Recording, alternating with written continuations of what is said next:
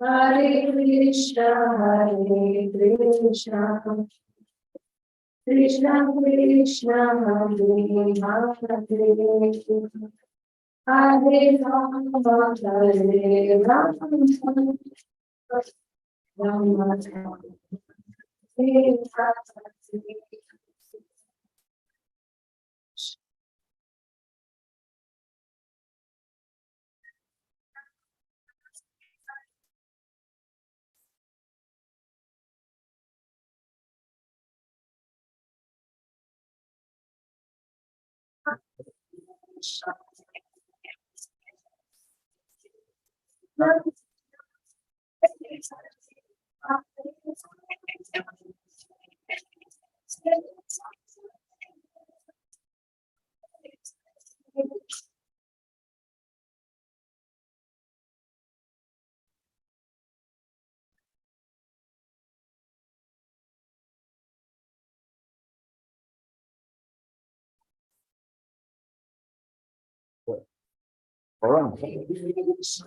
Why Advanced so low? Why leaders also not channels? Why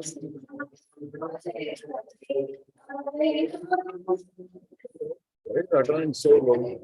Numbers don't come, leaders don't come. No point, we have to close it down. I have many things to do. Why should I waste my time? People are not interested. Why Rasla Shubha doesn't come and we ask him.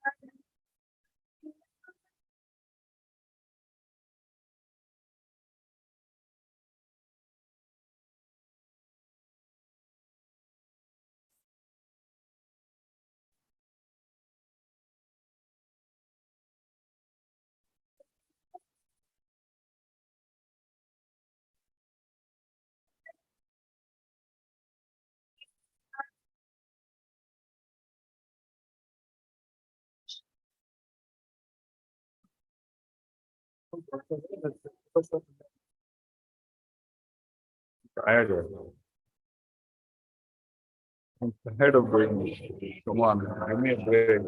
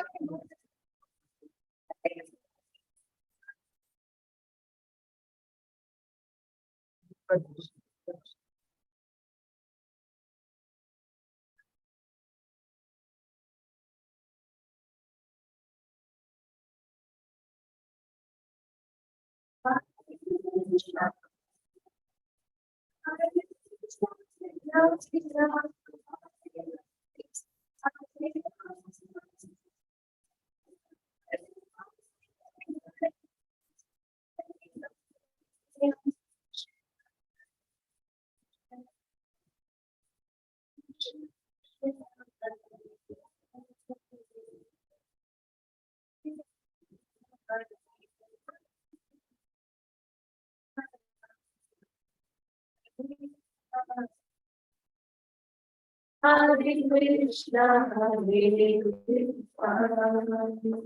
Krishna Krishna,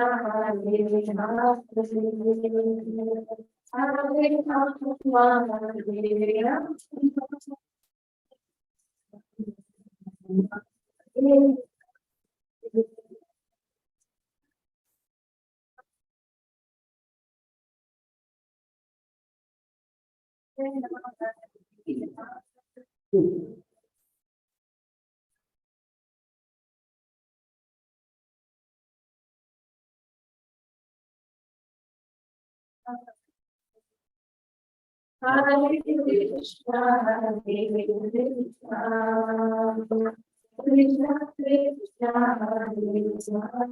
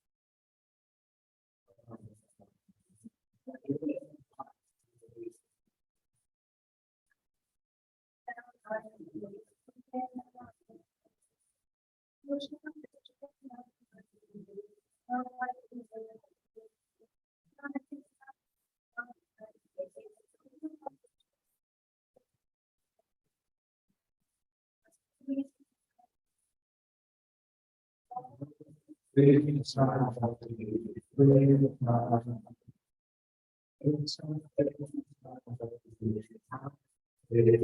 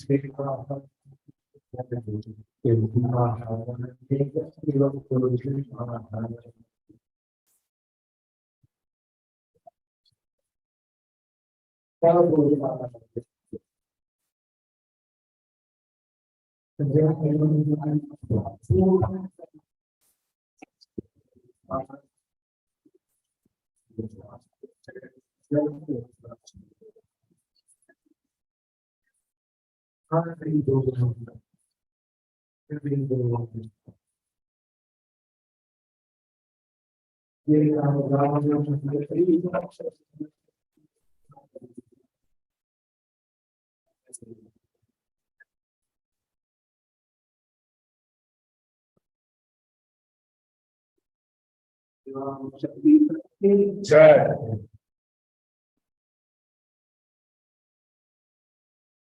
Om Ajnanatimirandasya Jnananjanashalaakaya Chakshurunmilitam Yena Tasmai Shri Gurave Namah.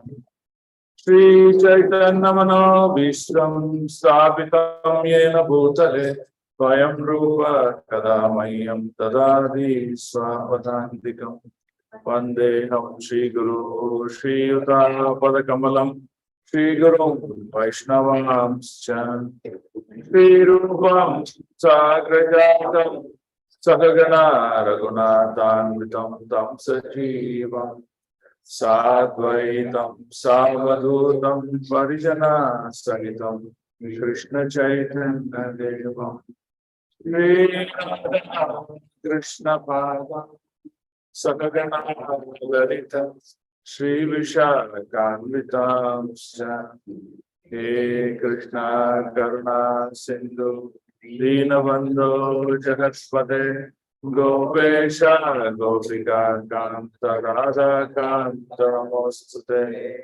Tapta Kanchana Gaurangi Radhe Vrindavaneshwari Rishabhanu Sute Devi Pranamani Haripri Namah Vishnupadaya Krishna Prestaya Bhutale Srimate Bhakti Vedanta Swami Niti Namini Namaste Saraswate Deve Gauravani Pracharine Nirvishesha Shunyavadi Paschata Desatari Jai Shri Krishna Chaitanya Prabhu Nityananda Shri Advaita Gadadara Shri Vasadi Gauravakta Vrinda Hare Krishna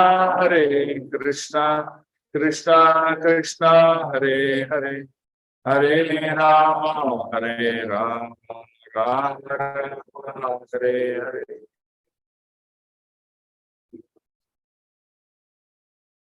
Okay. So welcome all. Before we start, there was a survey that was done recently. You all know, right? Most of you participated, right? Yes. What, sir? Survey for feedback. There were two. Not portfolio, the feedback survey. How many of you didn't participate? How many of you did not write the survey? All of you wrote. Okay. See, a lot of things that we saw in the survey, what you're expressing. We've done some basic analysis. Now, what we feel is about 50% of them seems to be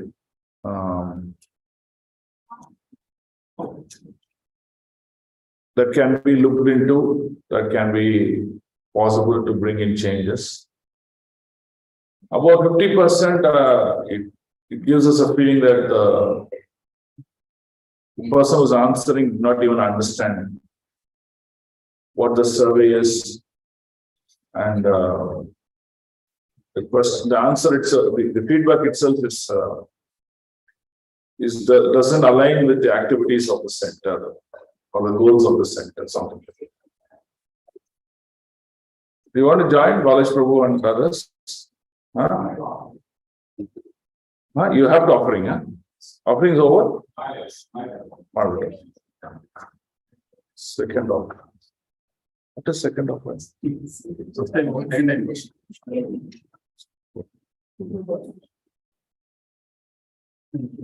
Actually, you should not offer second time like that. These are shortcut methods. What is now, we didn't know if we offered it. Then again, we don't, so we had to. Okay, on a exception basis do it. So let's say Madhu ಊಟ ಮಾಡ್ಕೊಂಡು ಬಂದಿದ್ದೀರಾ, PAN ಎಲ್ಲ ಆಯ್ತು, ಆರಾಮಾಗಿ ಕೂತಿದ್ದೀರಾ, ತಿರ್ಗಾ ಬಂದು ice cream ತಗೊಳ್ಳಿ, ಹಣ್ಣು ತಗೊಳ್ಳಿ ಅಂತ ಹೇಳ್ತೀರಾ ನೀವು? Huh? You won't eat, right? So that is bhakti, right? Thinking how the Lord will deal with us.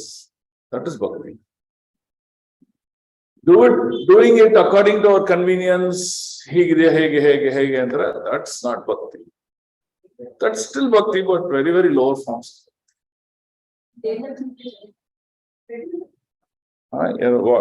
Sound matra barta ide. I'm not able to sing.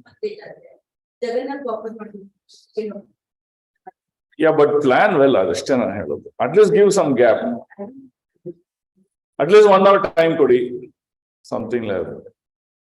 Breakfast ಆದ ತಕ್ಷಣ lunch ಆದ ತಕ್ಷಣ ಇದೆಲ್ಲ ಒಟ್ಟಿಗೆ ಕೇಳಿದ್ರೆ ನನ್ ಕೆಲಸ ಮುಗೀತು. Okay. So we're going to have some leaders meet very shortly. We will see what all can be implemented according to your feedback. So that is one. But secondly, to actually implement all your feedbacks, the biggest issue is consistency of attendance is very poor. Okay.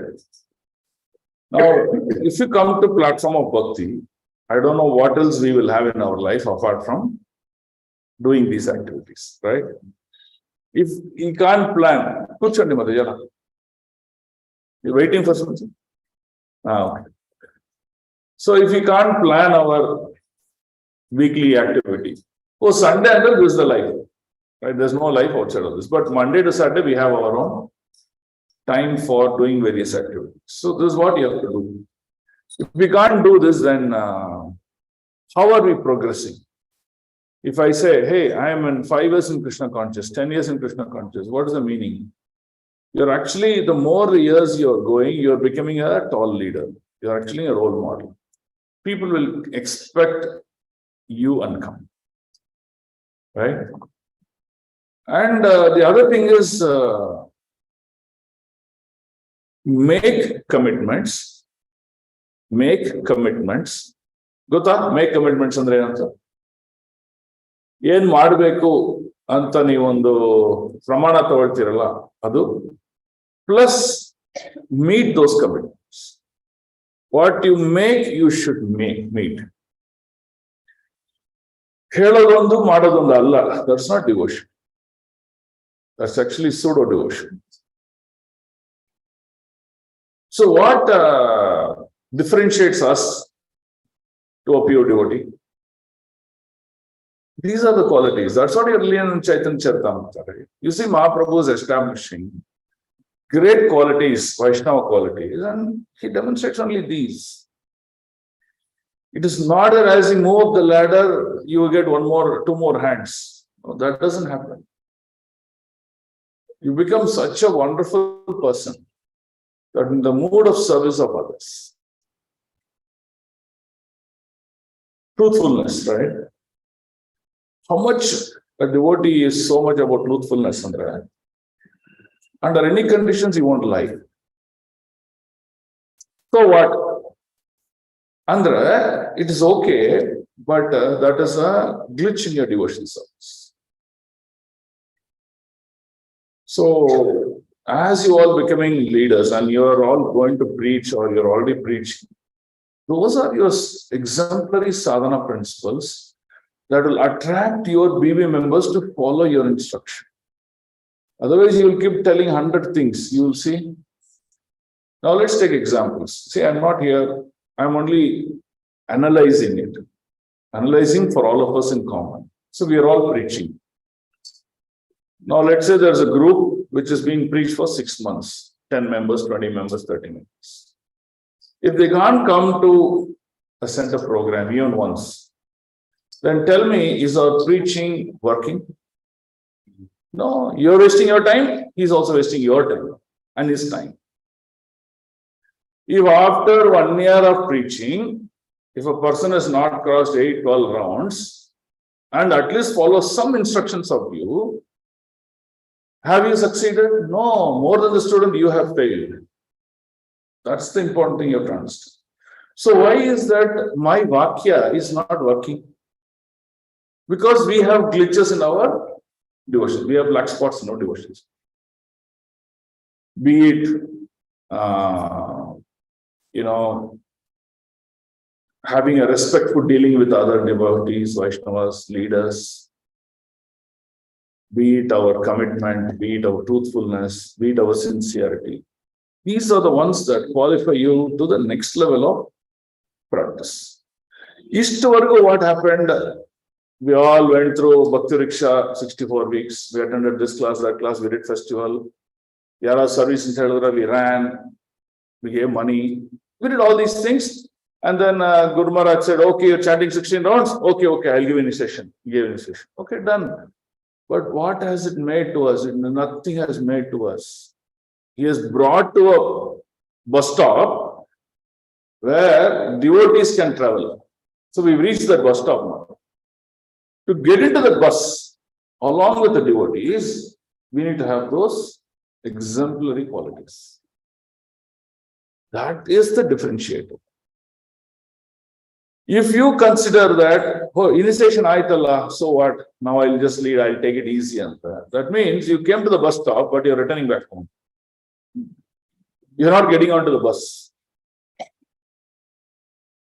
Huh? So this is what it is. So watch out for these details. Now we all shared our goals, right? Why are we here? We are here to attract new souls. As you preach, get those souls. It is the power of association that a soul can actually become wonderful. Brahmanda Brahmite Kona Bhagyavan Jiva. So it is after many, many years of pious activity that one can come to Krishna consciousness. Otherwise, he cannot. So, as you become highly qualified devotees and you're marching towards pure devotion service, we have to measure, one of the measurement of devotion services, when I instruct my Bhakti Riksha members, what are they doing? Are they following it? Are they acting in front of you? Okay, Mataji, okay, Prabhuji, that is back to zero. See that. Prabhupada, this is the best example. Prabhupada, what he did, such a pure devotee. He went to New York, he sat in a park, he just started to chant. How many devotees, hippies, drug addicts, smokers, materialists, who do not know what is Vedic Shastra, they all attracted, they came surrendered to him, they gave their life to him. So pure devotion attracts. Impure devotion does not attract. You may be remaining in Krishna consciousness because you're chanting, you're doing this, you're doing that, but you are stagnating. Yeah? Are you getting? You know what stagnation? Stagnation is like this. And stagnation is very dangerous actually. You know why? Beyond a certain point in time, there is something called a slowness that goes into our mind, which is called laziness. And that will slowly pull down your stagnation. You won't even know that I'm going down. So wherever you are, today you might be in this association of devotees. Tomorrow you may say, I'll go to another temple. I got transferred in a job. You may go to another group of devotees in the northern Bangalore. You may associate. But you should demonstrate exemplary devotion qualities. That is important. This is a school to learn. You come here, you learn, you practice, you learn higher and higher, you practice better and better, and then you go. That's the whole point. There's nothing else here. Okay. So before we take up that 4.3 to 4.40, the 10 slokas, which will complete transcendental knowledge. So we gave this assignment. So you should know why we started this assignment effort. There are two efforts we've started. One is sloka recitation, right? So what's the current running list, Mataji? 13 slokas, right? It's a combination of Gita and Bhagavatam. So why are we by hearting? These slokas are very carefully picked because it will be used in your preaching. It will be used in your logical arguments with others. It will be used for your own personal devotion service. Right? So picking those slokas and then giving mug up. Right? Some of you are very intelligent. You will mug up the sloka, then you will analyze the words in the sloka and then interpret this meaning to that meaning, and then you may go to the next level, which is good. That's left to your intellectual skill. But as an institution, this is what we are trying to do. Once the temple opens, we're going to launch what is called as Congregation Development Education Program out of ICC, where all of you will be covered, all devotees will be covered. There will be accreditation, there will be credit scores, there will be courses, so many things will be tracked for each of you. So it is not that, oh, Prabhuji, I finished Bhakti Shastri 10 years back, so why are you questioning me? No. Every year you have to requalify yourself. That tells, are you in steady state of devotion service? Otherwise, we will go to sleep. So what happens to Bhaktilata Bija? Bhaktilata Bija grows because the Mali has watered it. It's sprouted to a creeper, it grows. It grows and grows, it penetrates all the layers, the 24 layers of this material world. It penetrates the Brahmajyoti. It crosses the Viraja river. And it goes all the way into the millions and millions of Vaikuntha planets and touches the Goloka planet. Then what does it do after that? It searches for Krishna, and that flower reaches the lotus feet of Krishna and falls there. After falling, what does it do? Oh, Prabhuji, I am in a state of bhava now. I have reached everything. No more devotion service required. Then what happens to that creeper which reached after so much of effort? It sprouted into flower. From a flower came the fruit. The fruit also ripened, called Krishna Prema. Everything happened. Then what did this devotee say? I've achieved everything. Now I'll relax. Then what happens? That creeper starts to dry. So this is what you have to understand. This life of devotion doesn't stop. It only keeps increasing. That's what Radharani demonstrates. Okay? So please keep it active and alive. Okay, so now let's look at this screen. Are you able to see? Is this a question? Huh? Light up. Okay, you could off just the light. I actually want to use the whiteboard. Whiteboard ready, yeah? Oh, very good. So,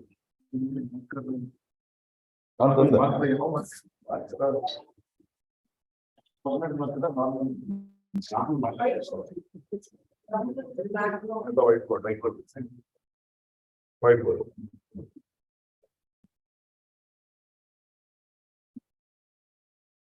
Okay, so let's make it interactive.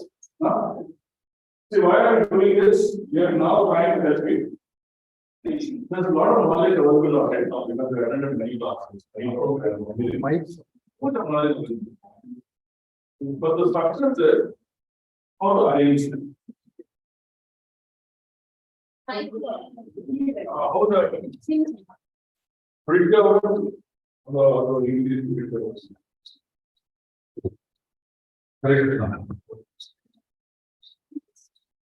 you're able to see it.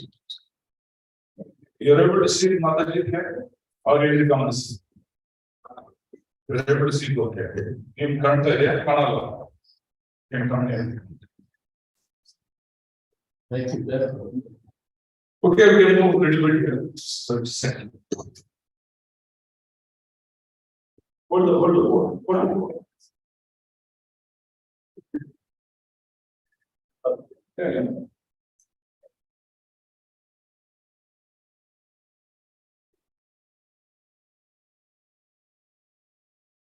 వాళ్ళకి తెలియదు ఎట్లా పెట్టు centre straight వెనక్కి పెట్టు. దూరం. Okay, so now I'm not going to teach the answer fully, but I'm going to teach you the technique how to write the answer. Right? So then subsequently you will do very good. So now what we're going to do is we're going to have one assignment a month. I was initially thinking 1 week, then I am seeing all the requests for 1 week time. I want this, I want fever, and that, and this. I said, okay, let's slow it down. So I'm going to make it once a month assignment, once a month sloka recitation. So now, for example, let's say we have 13. All of us should have reached 13 slokas. 14. Okay, clear? All of us should have reached 14 slokas by heart. Okay, all of us should know how to actually approach knowledge. Now, how will this help you? This will help you to assimilate knowledge. Knowledge is there everywhere. So you just want to organize it. If you organize your knowledge, you'll actually become a good Bhagavatam speaker. The only difference between a good Bhagavatam speaker and not a good Bhagavatam speaker is his organization of his knowledge. You talk to him, he'll tell you, for example, Gita, how Krishna took the Bhagavad Gita from chapter 1 to chapter 18. What is the flow? He'll tell you very, very beautiful. Not many, you can actually figure out how many people can actually tell that. Srimad Bhagavatam. A good preacher will exactly tell you what happened in Canto chapter wise. Canto chapter wise. How actually this flow happened? Why this flow? Why Krishna spoke Sarvadharman Parityaje in the last? Why did not he speak to Arjuna when he said, Sheshyasteham Salimantam Pratam? Why did he not say that? You can understand this. This is a brilliance. And not only this, I've interacted with certain Sanskrit scholars who are just proficient in Sanskrit. Okay, they have like passed the highest exams. I've interacted with them. What they say, out of many Sanskrit literatures that are available, especially in this Gita, how Krishna sung each and every sloka is. Let's say I remove one word out of this particular sloka, it immediately, the sloka goes out of contextual reference. And even as basic learned scholar person, he'll say, no, this sloka is wrongly constructed, a wrong word is introduced or been taken out. Not only one sloka, all 7 slokas I did like that. Okay, and even the flow. For example, in English you have grammar, right? Okay, so I'm going to come to your house. I'm going to your house tomorrow morning 9 o'clock. If I remove the keywords out of it, then the meaning itself is lost. Similarly, Lord, when he sang, he constructed, which means from a sloka point of view, Bhagavad Gita cannot be contaminated. That means someone say, hey, remove that 7.12 because it is unfavorable to me. Remove that and then recompile the book. You cannot do that. That's the beauty. So there's a lot of intelligence that has gone out. It's not ordinary. Right? Okay, so now let's understand this. So I'll throw the question. This is also showing you. Huh? Can you read the question? Okay, what explain? Explain various.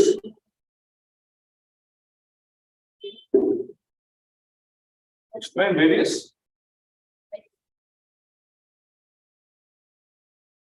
Explain the process of each yoga.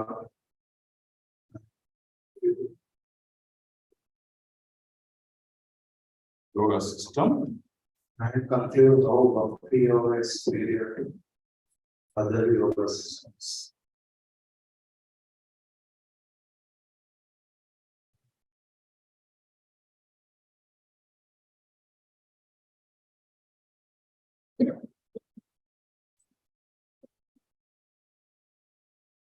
Yeah, so question has only got two parts. There's nothing more than that. What are the two parts? Keep Bhakti Yoga on one side and keep all other yogas on the other side. Correct?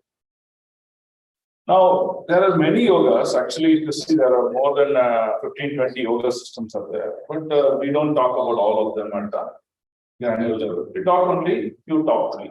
It is very, very prominently practiced. So you just say, one, Karma Yoga. Two, Jnana Yoga. Three, Ashtanga Yoga. Just say what these three are. Now, after telling these three, you're going to say Bhakti Yoga,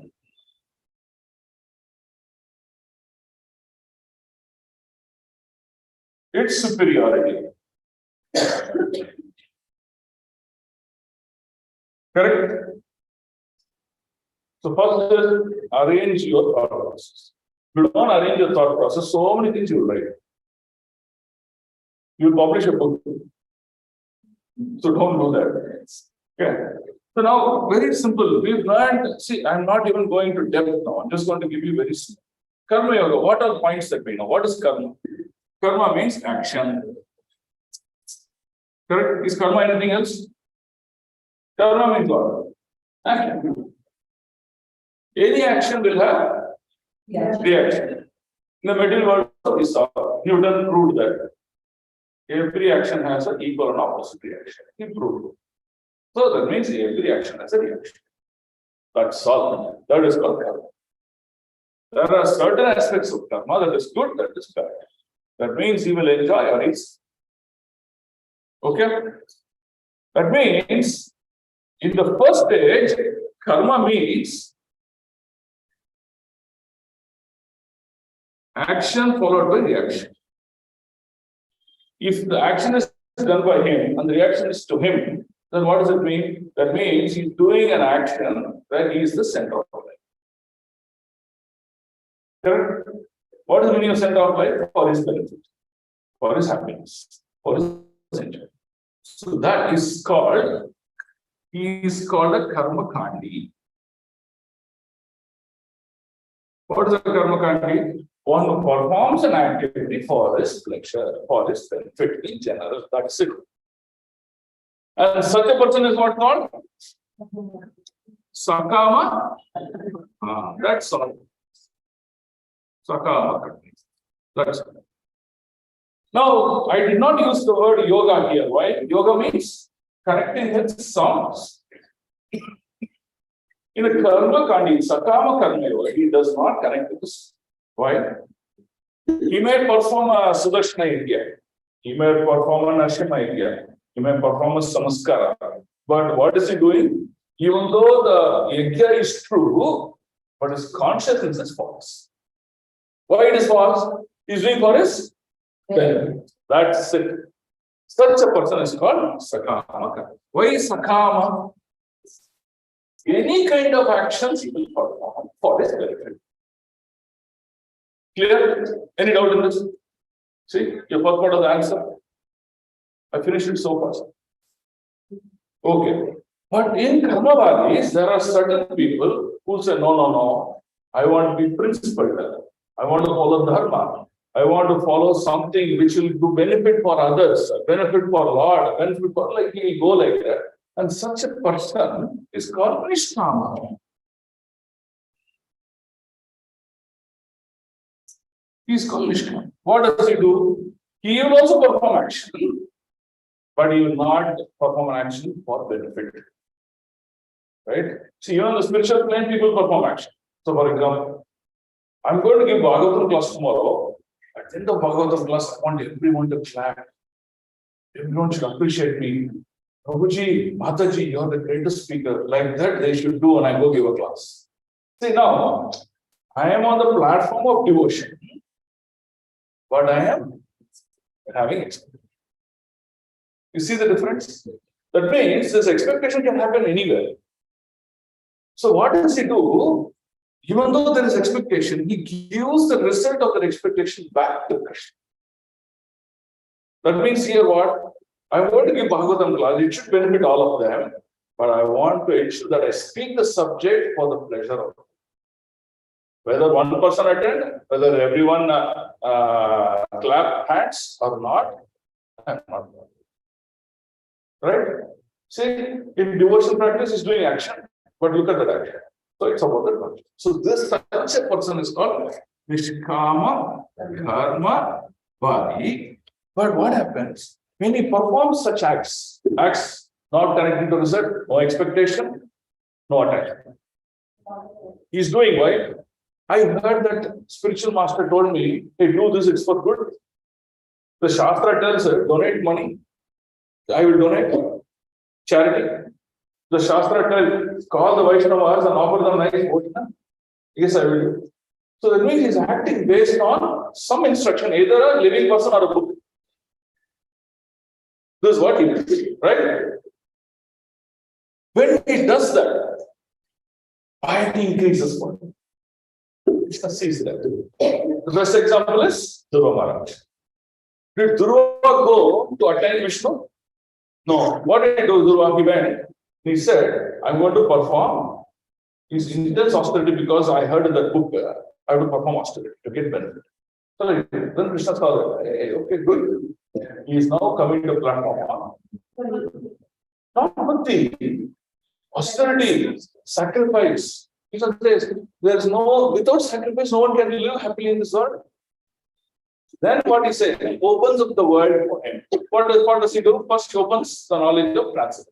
How did he do that? He said, Narayana. And what did Narayana say? Did he say, oh, perform a devotional service to Krishna, perform Navaveda Bhakti, come back to God? He said, no. He already talked about rules of practice.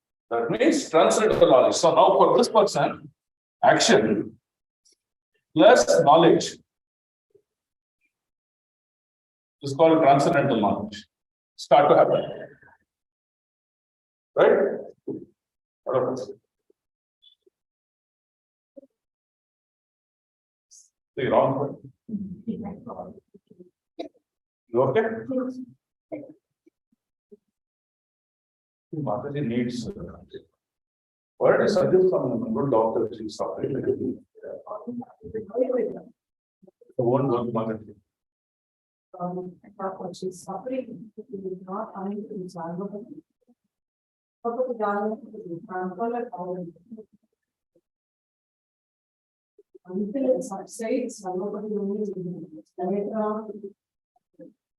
Okay, so now you saw when Krishna saw dedication in his action, he gave knowledge. What is the which sloka tells that in Bhagavad Gita? Esam yevana kampartam aham ajnana jamdam. Nashayami atma bhavas. Jnana deep, and I light the knowledge in his heart. So now, this person who's pious now, performing pious activity, he got knowledge. What knowledge? Knowledge that there is spirit. And how to connect this. When he got the knowledge, he became Nishkama Karma Yogi. Until then, he's not yogi. Okay. Then with knowledge, what do you do? He started to practice Bhakti Yoga. That's it. He practiced Bhakti. So this is devotion. Then this resulted into Bhakti Yoga. Right? That's all Karma Yoga means. There are many detailing are there. But in a essence, substance, this Karma Yoga. So this one, for you to write half page, why is it difficult? It is not, it is difficult because you are not organizing your thought process. If you organize your thought process, answer is superb. You will get 10 out of 10 for this. You wrote in Sakama Karma Yogi, he will worship Krishna. No, Sakama Karma Yogi will not worship Krishna. In Nishkama Karma Yogi also, he will know Supreme, but he will not know Krishna is Supreme. He knows that it's not supreme. He won't know. That is wrong. Demigod worshippers are Yeah. Even if he comes to know there is Supreme, which is also not probably there in Sakama Karma Yogi, only Nishkama Karma Yogi, they will understand Supreme. They may not know Krishna is Supreme. They will think Shiva is Supreme. They will think this is Supreme. That is it. So that changes the entire position of the yoga system according to your line. You got the point? Huh? Karma activities that should be prohibited, things that should not do. So, I mean, then the rules of the Karma Yoga comes, right? Vikarma, karma, this karma, that karma, why you should do this, what will happen. So these are all detailness, but this is a subject matter. So here, Karma Yogi will know who is Supreme. I mean, he knows Supreme God, but he may not know Krishna is Supreme. Until what stage? Until he comes here.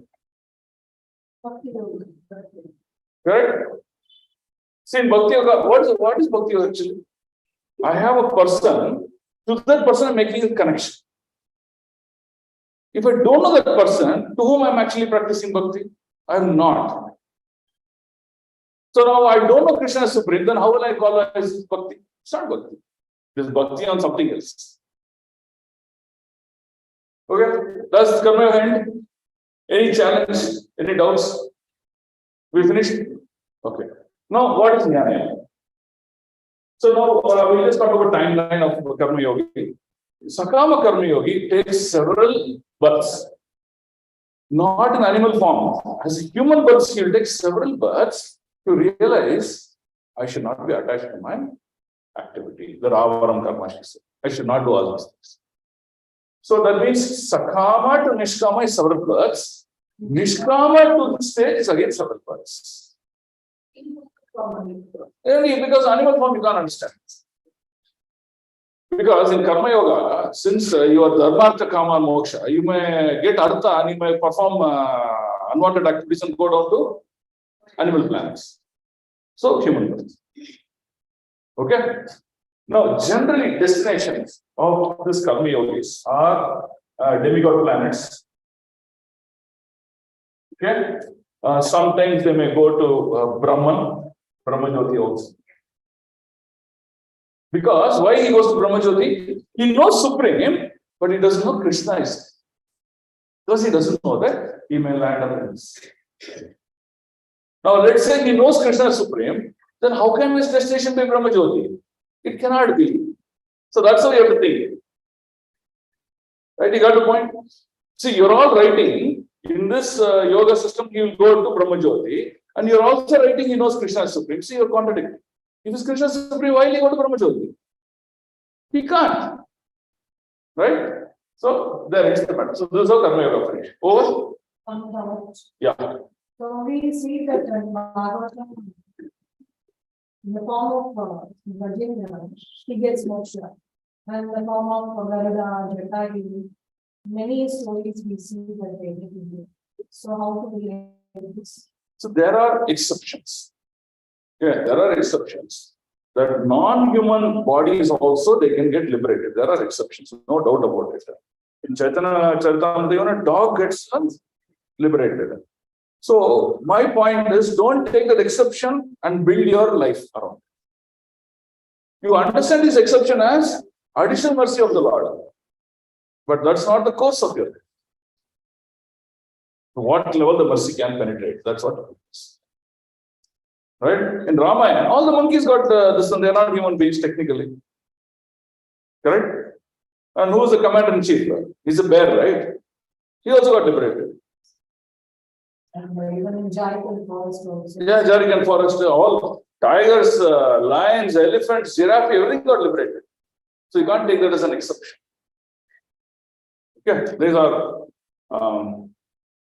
not mentioned in the Shastra, but that can happen. Bankhe Bihari. Yeah, is clear? Karma Yoga is clear? Is it difficult to crack? No? Okay, now we'll write Jnana. So what is Jnana? What is Jnana? Jnana means knowledge. So what this knowledge is, there are three kinds of knowledge. Right? Pramana, Anumana, Shabda Pramana. Right? What is the first knowledge? First knowledge is for everything he wants laboratory experiment, litmus test, color source, green color source, blue color source, red color source. He wants proof. Anumana is ಇದು correct, fully confused. Shabda Pramana is take the Veda Shastra, connect with the souls who have actually succeeded and realized, follow the instruction. That's all, only 3 types. So in Jnana, what these people do, they get into intense study of literature. Okay? So it's all literature.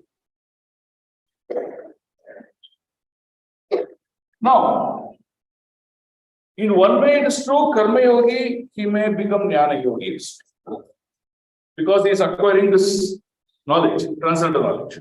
He is going. But here, if he is not given the direction, what does he do? He reads so many books. Now, for us, very clear. Prabhupada, just read Bhagavatam, just read Bhagavad Gita, just read Chaitanya Charitamrita, don't read anything else. So it's very clear for us. But for others, they have books like this. So they read so much of literature. What they do is they understand every dimension of this material world, which is called Sankhya philosophy. Whatever your science or do, they'll understand how people can fly, how can do siddhis, yogic powers, everything they'll understand. They'll understand every detail of matter. They'll understand every detail of soul. They'll understand the difference between soul and matter. They'll be very clear. Now they'll understand that it is connection with this material world that causes problem. What problem? But their old age and disease. So what they want? They don't want this. Now you see, do they have devotion here? No, they're not practicing devotion. They're trying to manipulate the thought process with knowledge. Right? So there's no Krishna here. They think Krishna is also another person who became great. But they don't understand Krishna's supreme. Right? Even Brahmaji got bewildered. He did not know Krishna's supreme. So like that, they don't understand. So that is the cause of the. So hence, because they are now they're practicing all good things. What they do, they practice yogic meditation. They do every austerity they will do, but they need to be rewarded. So Krishna gives them liberation. Now, when Krishna gives them liberation, he can't take them to the Vaikuntha planet. Why? Because they don't know him. They didn't aspire for it. So he does not give them Vaikuntha planet liberation. What does he do? Instead of Vaikuntha, this is Vaikuntha. This is Yatra. This is material world. This is Brahmajyoti. This is Vaikuntha. This is Yatra. So instead of going here, they'll go. Because see what austerity you perform, what activities of yoga you do, what books you read, they'll also read, but they won't come here, they'll go off here because lack of knowledge of the Supreme and lack of relationship with the Supreme, they'll go to this Brahmajyoti. So now what happens in Brahmajyoti?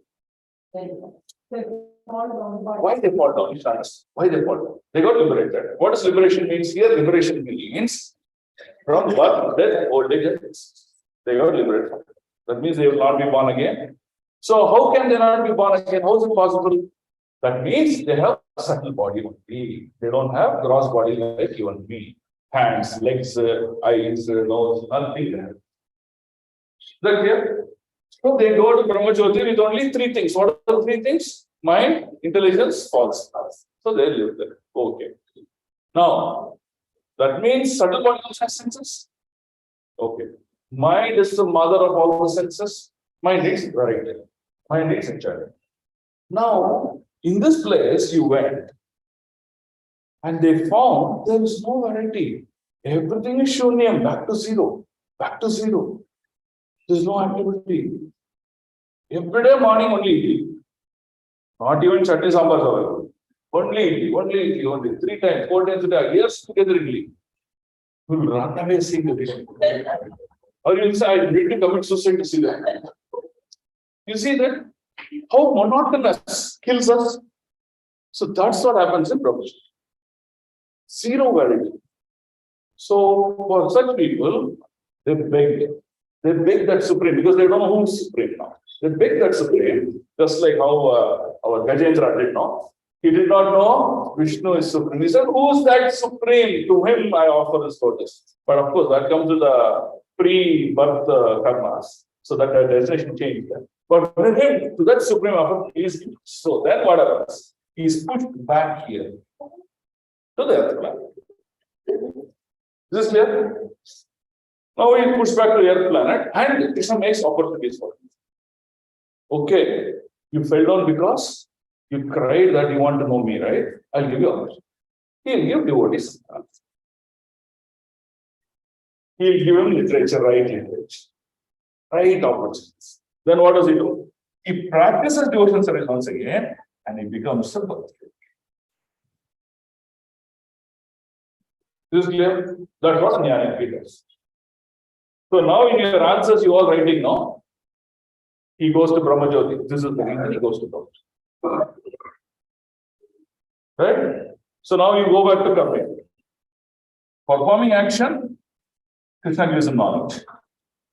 By performing knowledge, understanding that Krishna is ultimate of all knowledge, he practices devotion on to Krishna. Then what does he do? Then the other things happens. You do Navaveda Bhakti here. Then what are the stages of devotion service? What's the first one? Shraddha, Sadhu Sangha, Bhajana Kriya, Anartha Nivarti, Nishtha, Ruchi, Asakti, Bhava, Prema, Mahabhava. Right? So, after this only, all these things happens. This is practice of bhakti. So now, what do you write for Jnana Yoga? Jnana Yoga is very simple. Because they have no knowledge of Krishna as the Supreme, by practice of renunciation, why they renounced? I don't want this medical world, some problems here. I don't want this birth and old age disease. They are promoted to higher planet system. The relevant slokas in the 4th chapter of Bhagavad Gita, you can see that they are promoted to Bhakti Brahmajyoti. From there, because of lack of knowledge, and we have senses, and that needs to be fed with some gratification, right? So, what's the proof of gratification? Read Leela, you'll see many places. Yogis who are doing 10,000 years in Himalayas, one small vibration, that's it, they'll fall down. Right? Best example is Rishabh. He became the topmost Rishi, silly fell down. Right? His senses get agitated. So what the Prabhupada said, okay, don't stop the senses, redirect the senses. And that's devotion. Right? So is Jnana Yoga reaching to right?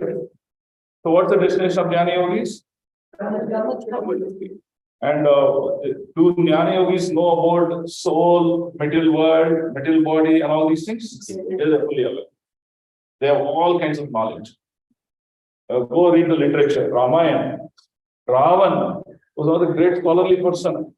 Hiranyakashipu, greatest scholarly person. He talked about what Vairagi talked about? Machana Vairagi. But when you look at his knowledge, he knew everything. Missed that. Right? You got it? So, this is the problem with Jnanis. You see, they are not reaching their destination yet. None of them. Now, Ashtanga Yoga. So, here, in the first, they will read Brahmajyoti. Okay. Here, Ashtanga Yogi, they are not reading Brahmajyoti. They will read, what is the sloka? Vadanti tattvavidas tattvam jnanam dvayam. Brahmeti, Paramatmeti, Bhagavan. So, this step is higher than these two. He will reach Paramatma realization. He will understand Paramatma. How? What he does, he is already having all this knowledge. This Ashtanga Yoga. Okay. His only problem is, he thinks liberation is in his hands. I want to get moksha. Nan prayatna anta nan moksha sikti. You got the knowledge? What? So you are a doctor. You want to all become doctors, right? You can become a doctor by your own effort of studying 100 hours every week, or if a day permits 100 hours a day, and become a doctor. Another is you put your effort, but some help from the dean, some help from somewhere else, you can become doctor. Right? So similarly, this Ashtanga yogi thinks 100% effort is 90%. This is the problem. Okay, so what does he do?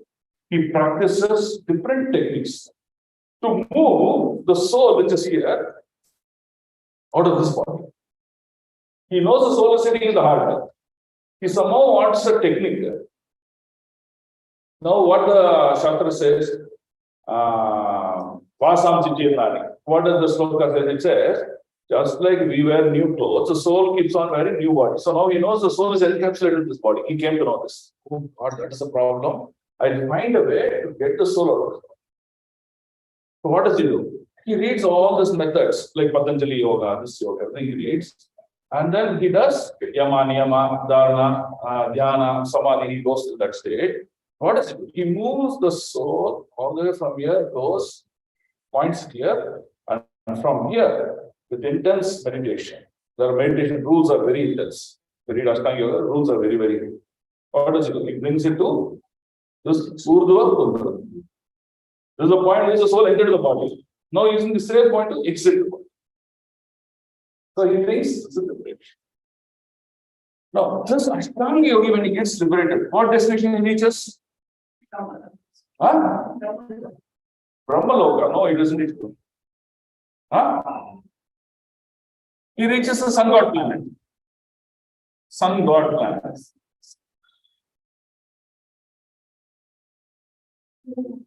This is a max he can reach. Then by the mercy of Surya Bhagavan, along with him, when Manvantara changes, when every Manvantara changes, your Ihadevata life changes. So when Manvantara changes, along with Surya Dev, he reaches to higher planet system, reaches Brahma. So through Ashtanga, his skull will crack, the soul will come out, straight away it reaches this one. But for that, there are rules. You have to can do it only in Uttaraina, you have to be east facing, it has to be coming out of the body at 12 o'clock when the sun is above you. Then it has to be on a Punya Kshetra, like a river, like the lots of rules of that. We'll not worry about this, right? So he does that, he reaches sun planet. From sun planet, when Manvantara changes, he reaches the Brahmaloka. Then for Brahmaloka, he has to wait for 100 years of Brahmasthana. If that Brahmaji gets liberated, along with that Brahmaji, if he performs proper activity without any nonsense, he can go back to Vaikuntha. He can only go to Vaikuntha, still not beyond that. So his liberation is Paramatma realization. He doesn't know Bhagavan. This is Ashtanga. Right? Any doubts? Is it clear? So, is Karma Yoga clear? Jnana Yoga clear? Ashtanga Yoga clear? What is the goal of Ashtanga Yoga? By his own effort, he will reach the Bhagavan. He wants to get liberated. He doesn't understand that Narayana is very merciful. If I get his mercy, I'll get liberated. He doesn't understand. So he put all his effort. So, do this. Right? Okay? Is it clear now? So left hand side we finished. Now right hand side. What is right hand side?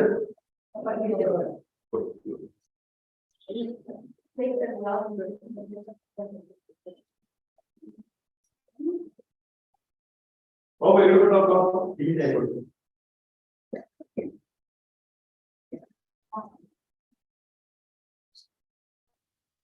Need. Huh? Okay, so Bhakti Yoga is very simple. Let us write the clear goals of Bhakti Yoga. There are many goals. I'll write only top 3 goals. Okay? Top 3 goals of Bhakti Yoga. So why is Bhakti Yoga performed? Okay, what is Bhakti Yoga? Performance of activities that will please the Lord. That's it. That's your first character of Bhakti Yoga, right?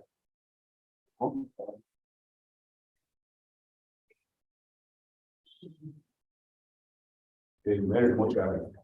Huh?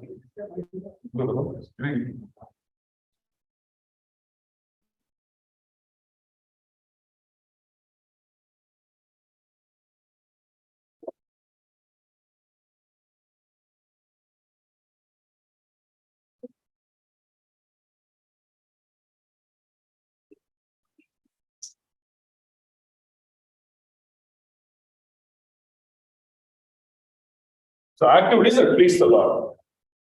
Whatever activity you do in your life, just check. Will this please my Lord or not? If it is not, you're performing nonsense. If it is yes, it is devotion. As simple as that, that is bhakti. Right?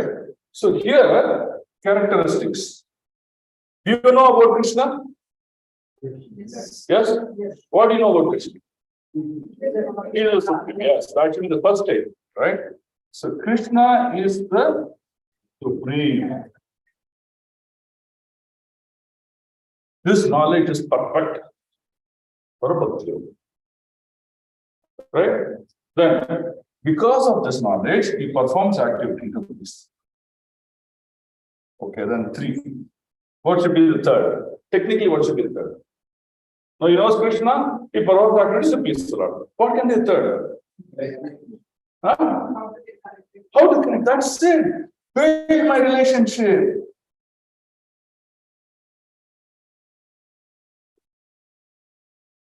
Okay. So now you're all good, right? Tell me all the slokas from Bhagavad Gita that you know that will build my relationship with the Lord, one by one.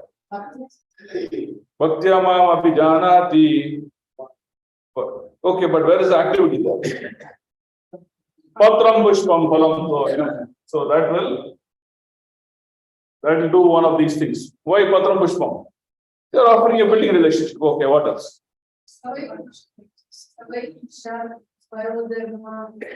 Ito bhakti radokshya, but what are you doing as an activity there? Knowing that is, sir. I'm telling you. Tell me activities that are the Bhagavad Gita which will build your relationship with the Lord. Huh? Okay, so we go to that last. Manmana, excellent. Manmana, bhavamat. Why? You're always remembering about the Lord every time. Okay, you're doing that. Okay, what else? Tesam satata. Okay, so all the chatushlokis, right? Machita madhyata prana, tesam satata yuktana, tesam evana pakka, kampartam. All those things will give you. Okay, then what else? Some more slokas? Ananya chintayantama nechana pariyupast. Okay, done. Then they told already. Satatam kirtantam, correct. That's also correct. Then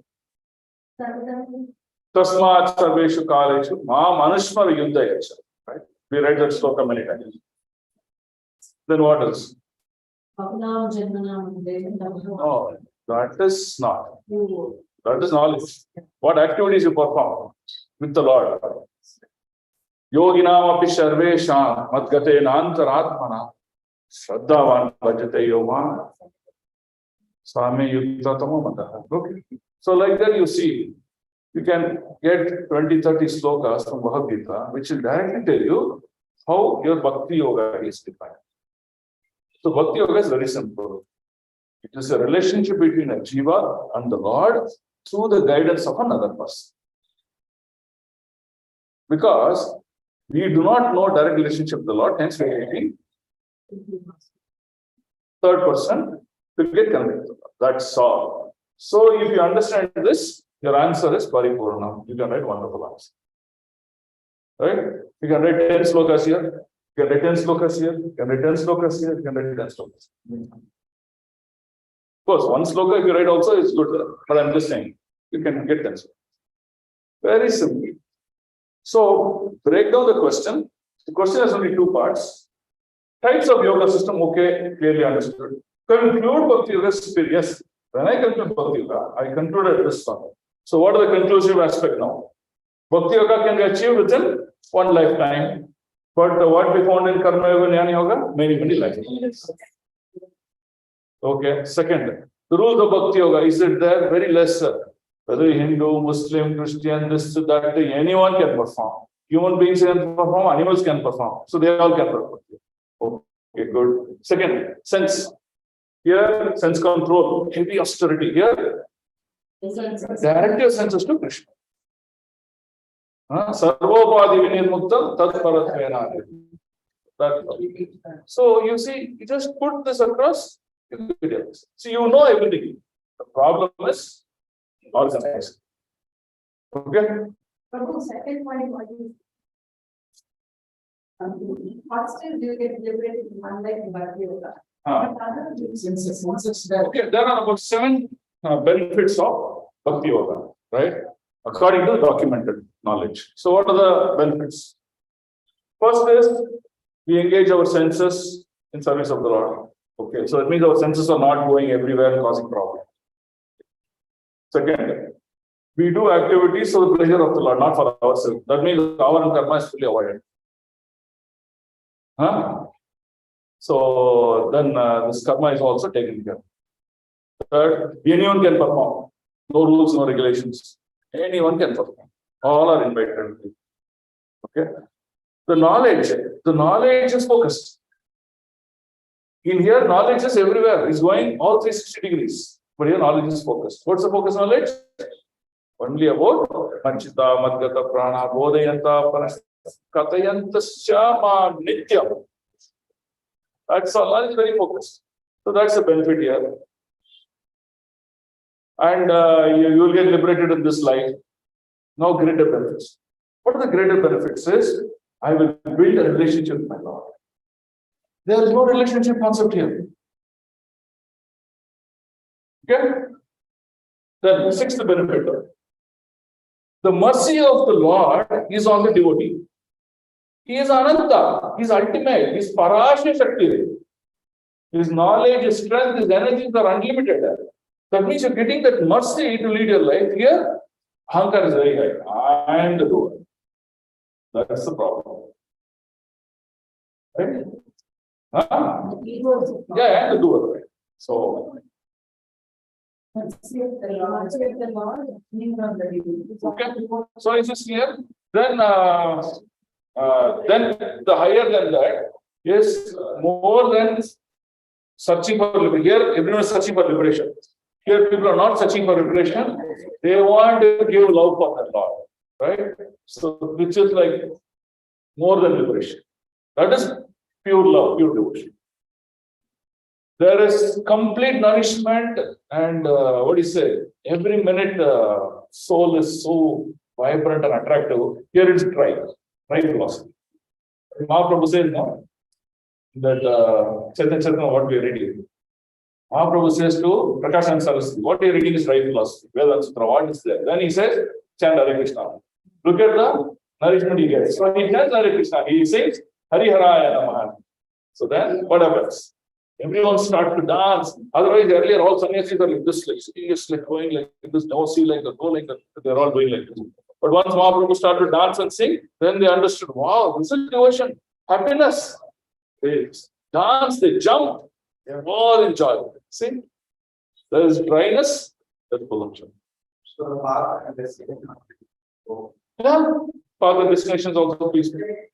You reach the destination of the Spirit of the Lord, along with them to serve, play your life, do your activities, do wonder. But here, it's confusing. Again, you will return back.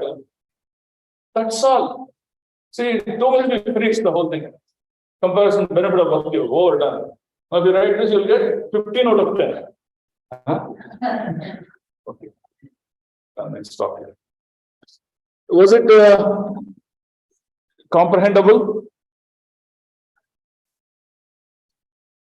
Is it still difficult? Is it still difficult? So it's all doable by all of you? So whoever is not submitted, you can still submit.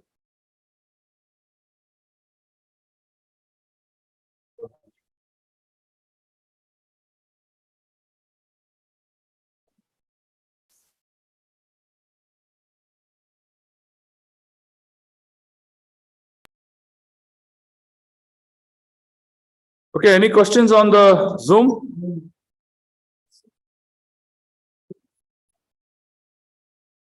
Okay.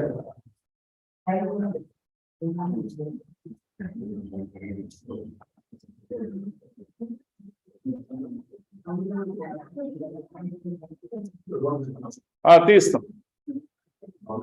Are you still finding it's comfortable, doable? Easy, no? See, we know the subject. Yes, Mataji. Yes, yes, Prabhuji, it was very, It was very knowledgeable what you gave the short, this one now. okay. Good. So practice it. Do it in the right manner. Definitely. Thank you, Prabhuji. Okay, now we'll finish up the 10 slokas very quickly. Now, this 10 slokas, please pay attention. We're going to do more reading of the translation, lesser explanation. So you'll conclude transcendental knowledge completely. Okay, shall we conclude? Okay, 4.31. Nayam lokosti ajnasya. Sorry, Nyayam lokosti ayajnasya. Kuto anya kurushatama. Okay, can someone read a translation purport? Oh, best of the Mike, please.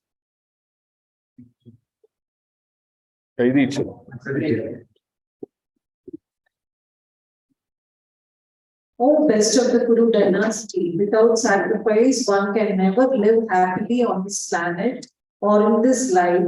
What then of the next? Whatever form of material existence one is in, one is invariably ignorant of its real situation.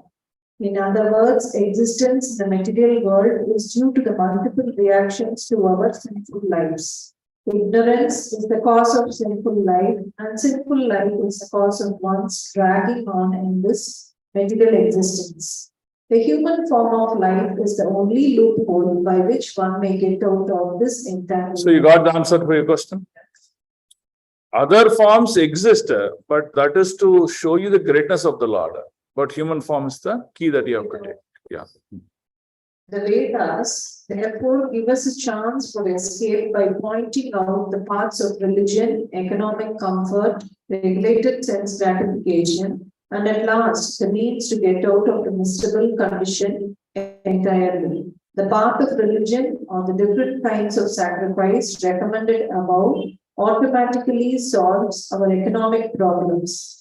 By performance of yajna, we can have enough food, enough milk, etc., even if there is a so-called increase of population. When the body is fully supplied, naturally the next stage is to satisfy the senses. The Vedas prescribe, therefore, sacred marriage for regulated sense gratification. Thereby, one is gradually elevated to the platform of release from material bondage, and the highest perfection of liberated life is to associate with the Supreme Lord. Perfection is achieved by performance of yajna, sacrifice, as described above. Now, if a person is not inclined to perform yajna according to the Vedas, how can he expect a happy life even in this body? And what to speak of another body on another planet? There are different grades of material comforts in different planets. Heavenly planets, and in all cases, there is immense happiness for persons engaged in different kinds of yajna. But the highest kind of happiness that a man can achieve is to be promoted to the spiritual planets by practice of Krishna consciousness. A life of Krishna consciousness is therefore the solution to all the problems of material existence. Right. Hari. So what is the summary of this purport? What's the summary of purport of this purport? By acquiring proper Vedic knowledge, one can perform sacrifice. Okay. Now the question is, if you don't perform sacrifice, Krishna says, there is no happiness. Correct? Now, as devotees, are you performing sacrifice? Okay, list down your sacrifices. Attending the Sunday class, first sacrifice. Waking up early, yeah. Chanting, okay. That is it sacrifice? Okay. Having only prasad. Okay. Not searching for fasting on Ekadasi. Okay. Then what is austerity? Well, temple is austerity. One way. One way? Okay, we'll consider austerity. Then what else you do? You do a lot of service, no? Festivals. For festivals, other days also a lot of service. Okay, most important sacrifice that you do, preaching. Okay, because you're going to take time of yours, you have to prepare, you have to break your head, and then blaspheme your mentor senior why he gave the service to me. Then go preach. Okay. Now, importantly, what you're doing is you earn 100 rupees, you're giving away 10 rupees for pleasure of others. That's a great sacrifice. It's not possible to give, right? Today, who will give money like that? No one will give. But devotees, they give. So giving is one of the greatest sacrifice. Okay. Then, give up comforts. That means not take up too many comforts at the cost of devotion. Right? So it's about change of consciousness. Yeah, okay. Book distribution. To one extent, because you have to stand in the street, go to people, beg, they won't buy, they'll scold you, but still sell them. Okay, good. So now you see, these are all sacrifices. So what Krishna says? When you sacrifice for my pleasure, I will in turn return a wonderful life for you. Right? That's what the conclusion is. This is clear? Now let us look at people who don't do sacrifice. Okay? So generally how we do? They will have food, unwanted food, prohibited food for their own satisfaction. They will never do offering to Lord. Okay. Second, what they do? They'll never give away their money. So no sacrifice. They'll get up only at 8 o'clock. After sunrise. Maybe before sunset. That's better. Okay. So they will get up late. They'll enjoy. Second, third, to be clean. Saucham is a great sacrifice. Do you know that? Oh, Prabhuji, I have to cut my nails. I cannot have a mustache. I have to have short hair. I have to have shika. People will laugh at me having a shika. But you know what they will do? They'll go to YLG. They'll go to all places. They'll have fancy stuff. They'll so many great stuff. Beauty parlors. Yeah. So you see, there is enjoyment, but there's no sacrifice. And what is God telling here? Without sacrifice, how will you lead a happy life? Forget about this birth, even the next birth also you cannot lead a happy life. So, people who use the word enjoyment, what are they marching towards? Hellish conditions of life. Either in the later part of this life or the next life. But people who are taking austerity, taking difficulty on themselves for the pleasure of others, for the pleasure of the Lord. For them, a glorious life is available. That's what Lord teaches. Is it clear? Huh? Okay, Hari. So now you see, sacrifice, enjoyment. Lord is clarifying that. Okay, good. Are we good here? Yes, there was a question on Zoom. No question on Zoom. Okay, 4.32. Evam bahuvida yajna vitata brahmano mukhe karmajan vidditan sarvan evam nyatva vimokshashe. Yeah, another person can read translation. All the different types of sacrifice are proved by the Vedas, and all of them are born of different types of work. Knowing them as such, you will become secret. Hari, look at the statement. Purport. But as different types of sacrifice, as discussed above, are mentioned in the Vedas to suit the different type of work. Because men are so deeply absorbed in the bodily concept, these sacrifices are so arranged that one can work either with the body with the mind or with the intelligence. But all of them are recommended for ultimately bringing about liberation from the body.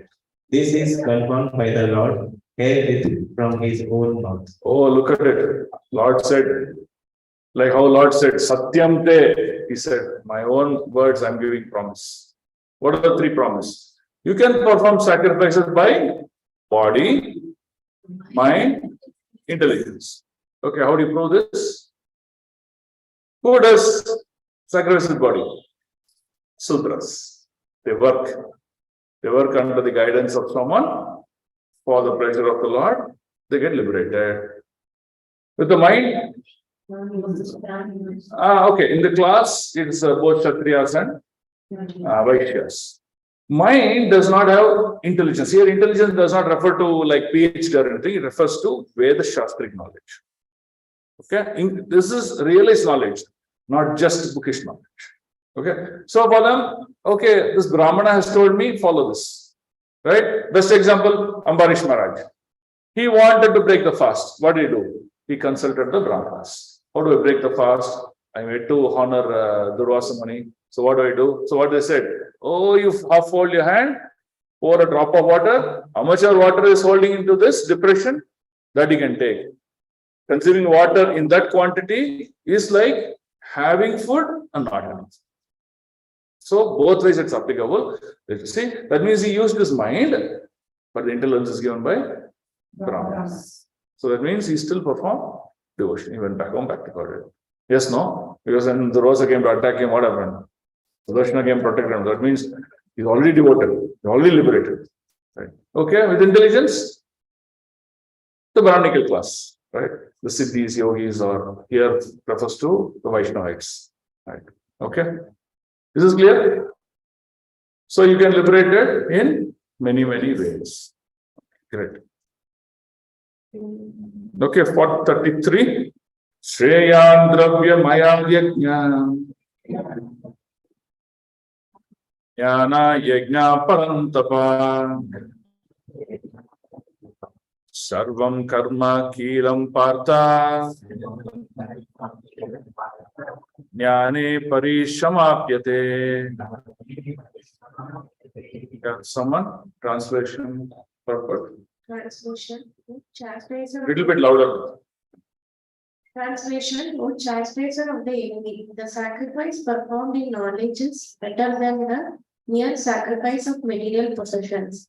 After all, O son of Pritha, all sacrifices of work culminate in transcendental knowledge. Okay, so now we concluded karma, Nishkama Karma Yogi. The next step was transcendental knowledge. See, again, Krishna is proving here. Okay, purport. The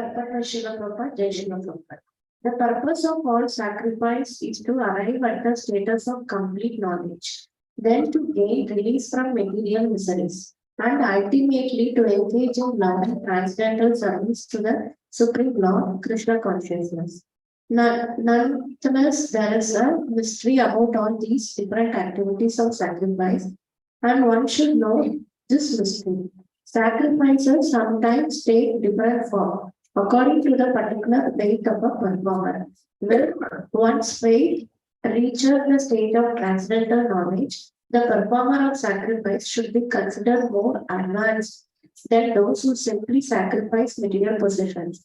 Without such knowledge, or without attainment of knowledge, sacrifices remain on the material platform and bestow no spiritual benefit.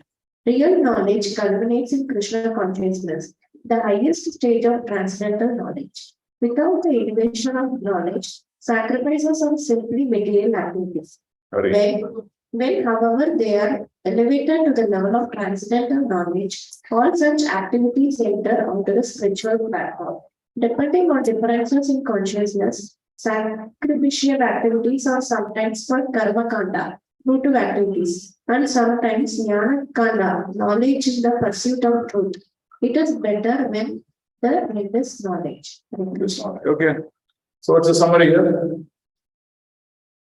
Do whatever you do, but with proper transcendental knowledge. Okay. Otherwise, that activity will become just mere materialistic activity, no benefit. Krishna says very clearly. So how, for example, a drunkard, he was trying to cross the road. One boy came and asked, "Anna, Kodana." So the half drunk bottle, he gave it away to the boy. He is thinking, I did sacrifice. Huh? Is there any value here? Oh. It's important to know what are the prescribed sacrifices and the right consciousness, and then perform accordingly. And that you will get only in transcendental knowledge. So that means perform sacrifice with knowledge. Then it becomes perfect, because that leads to decay. Is it clear? No? Yes. Any doubts? Okay. So now let's look at this one. When one's faith reaches the state of transcendental knowledge, the performance sacrifice should be considered more advanced than to simply sacrifice material possession without such knowledge. That means what? No point in doing philanthropic activity. It's a waste of time. Is it clear? What is philanthropic activity? Okay, I'll go to old age home and I serve them. Instead of physically serving them by cleaning their body or washing their clothes or mopping the floor, sit with them and teach them transcendental knowledge and make them to practice devotion. That is perfection. That's what it says. Clear? So you can use this sloka for making your argument where someone says philanthropy is the best. No, you can prove that serving the Lord with knowledge, making a sacrifice with knowledge is what is recommended. Philanthropic work is like what? For example, you work the whole day from morning 6 o'clock till evening 6 o'clock, you work non-stop, you work. And your boss came and said, no payment day for you. How is that? Huh? Okay, I'll make it in a more simpler term. All Matajis got together, they cooked. They cooked the 5 chapan box from morning 6 o'clock till evening 6 o'clock they cooked. At 6 o'clock, they're ready to serve. They opened all the vessels and so all the food is spoiled. So how is that?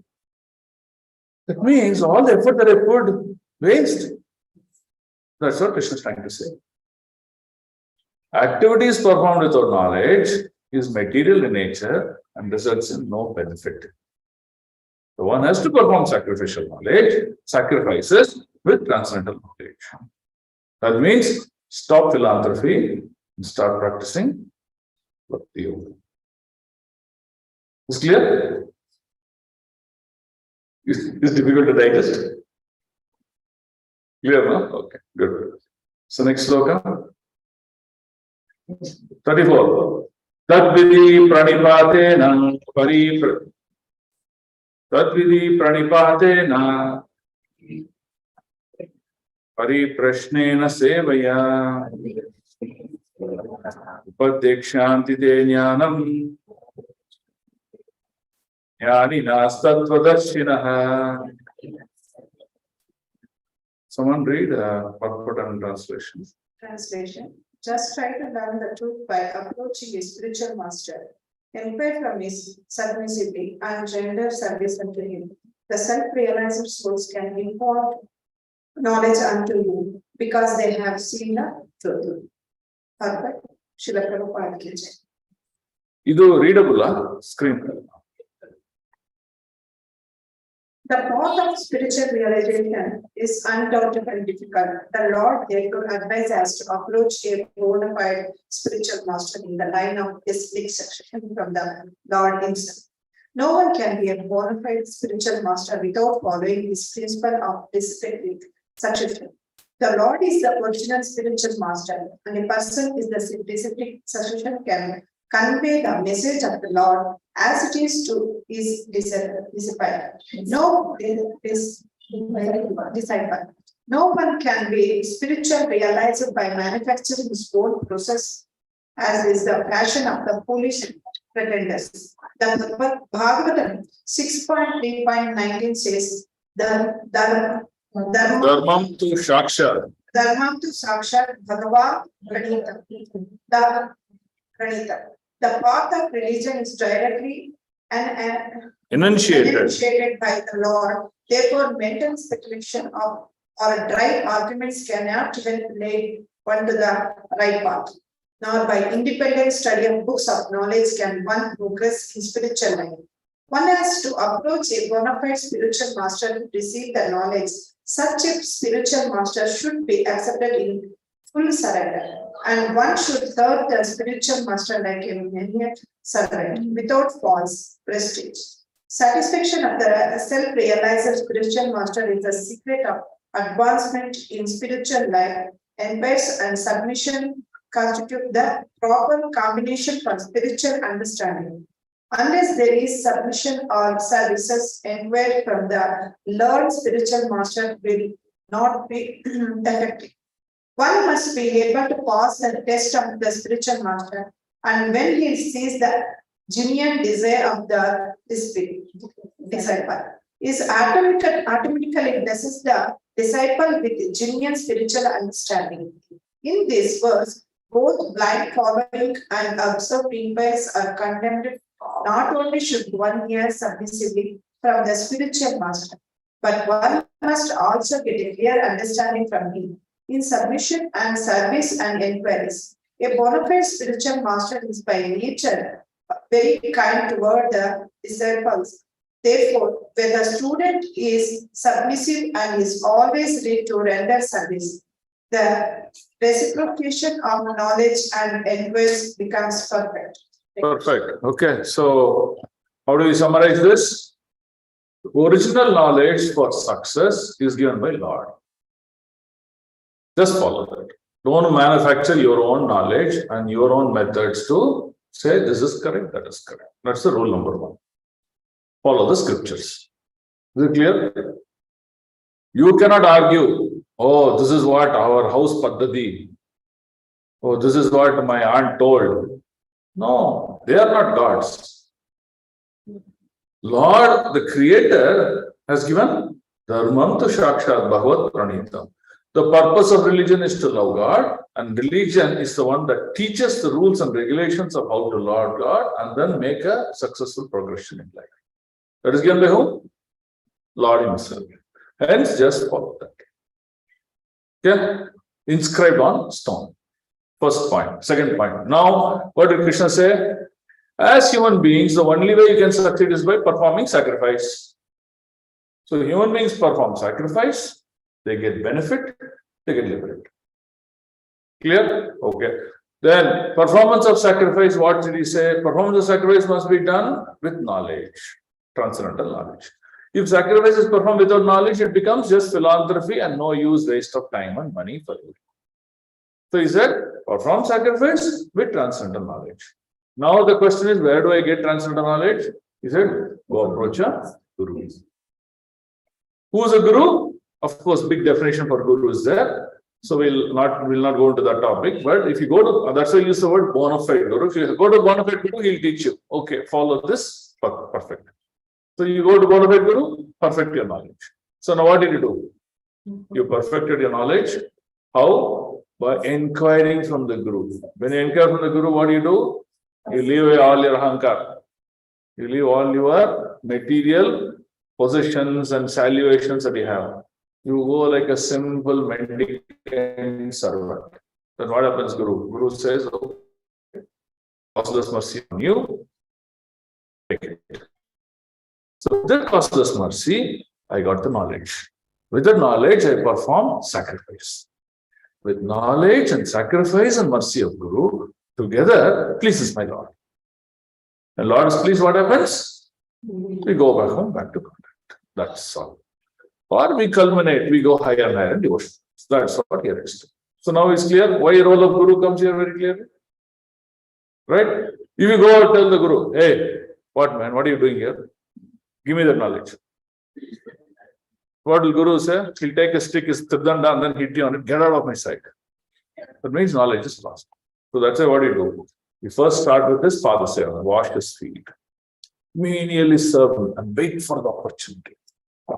So if you read the story of Kardama Muni and Devagati, you will understand this process of Sishya-Guru relationship. Now, Devahuti, she's a queen. She's daughter of whom? No, which Manu? Swayambhu Manu. Correct. She is daughter of Swayambhu Manu. See, imagine her position. Very tall, topmost. That's her position. She's only daughter. Huh? And she came and married a Muni. Now she is living in palace. Like this, 1,000 queens will come to serve her. That's her position. She is very beautiful also. Bhagavatam describes the beauty of Devavati so wonderful. Very, very beautiful lady she is. Very knowledgeable also. So I told her, get married to Kardama Muni. And where does he live? He lives in the forest. He's got a hermit made out of sand walls and leafed thatched roofs. He lives near a shore. That's all. He said, get married to her. She didn't even raise a question to her father. What she said? Okay, I'll get married to her. After marriage, not even once, she raised her voice against Kardama Muni. Second, she served him so wonderfully. Every day she pleased him so well. She never asked for anything in return. She never said, oh, I'm a queen, give me all the services, give me that, give nothing. Zero expectations. He served Kardama Muni. How long? For so many years she served. And she served, and by the way she served, she was so beautiful, she lost all her beauty. Her skin became very wrinkled, her eyes went in, and she became, from a looks point of view, she became very old lady, even though she is not that old. Why? Serving Vinaya. Nothing, no expectation, no questions asked. Whatever Guru wants, I'll fulfill. Like this she did. Kardama Muni, after all his practices, he is one of the Saptarishis. He is not ordinary. So Kardama Muni, what he did? He said, okay, I have led my Grihastha life all these years, and no unification between them. That means from our husband, that also she didn't expect. And okay, now it's time up for me. I have to complete the human journey of life. That's what he said to her. I am going in search of my Bhagavan. That means he's ending his life, he's going. Kardama Muni told Devati. And he said, I want to really thank you for all the service that you rendered. And he asked her, tell me what is it that I can pay you in return for whatever you did all these years of your lifetime. And she was silent. She didn't ask any questions. Then he offered her. You know what he offered her? I have one of the most richest wealth with me that no human being can offer you. That I will offer you. And that is Krishna Prem, love of Godhead. By offering that, straight away she'll get love of Godhead, she'll get liberated, go back. That's what he offered her. She was very pleased, she accepted it. But she showed a dissent. Some facial expression of unhappiness. So Kardama looked at her and said, I see that you're unhappy. Before I'm leaving, I want to fulfill your unhappiness. What is that you want? And she said, I didn't want this. She never said that. She said, at my wedding time, you promised my father, please fulfill that promise. That's what she said. And what is the promise? Kardama said, yes, I will give her a son as a father. As a husband. So then Kardama realized, okay, yes, it is true that I told your father. Okay, I will fulfill that. Now what he did, you worked so much, you lost all your bodily features, looks, everything. You become so weak. So first I will give you back everything of your youth. He chanted the mantra and all the Gandharvas, they descended. They straight away took Devavati into the river and they dipped her into the river and they took her out of the river. What she became? She became the old Devavati. So beautiful, tender skin, fair, very lovely, very attractive. And she was bedecked with a lot of jewels on her body. She became awesomely beautiful. Bhagavatam describes her beauty. I'm like, wow, can a lady be like this? That beautifully described Bhagavatam. Then she comes out. Then he says, I will satisfy you. I will satisfy you bodily, consciously, and with a child. And Kardama Muni expands into 10 personalities, 10 males to satisfy that one woman. And he satisfies her. And when he satisfies her, Bhagavatam writes how he satisfies her. No one can satisfy like that. Not just the bodily, including the entire environment he recreates. He recreates and then gives that satisfaction. Okay. So now what is that we learn from all this? It's mainly serving the. And look at the reward. The reward cannot be even imagined by us.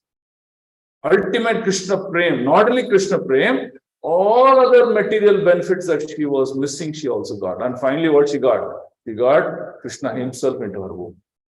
Because Kapila is none other than Shakti Avedikara avatar of Krishna. So the Lord himself was born in her womb. That is the mercy she got. And further, Kapila, in fact, whatever doubts she had, of course, she had those doubts only not for her, for our sake, she had those doubts. Kapila even clarified those doubts to her, and she went back home, back to God. See, this is perfection.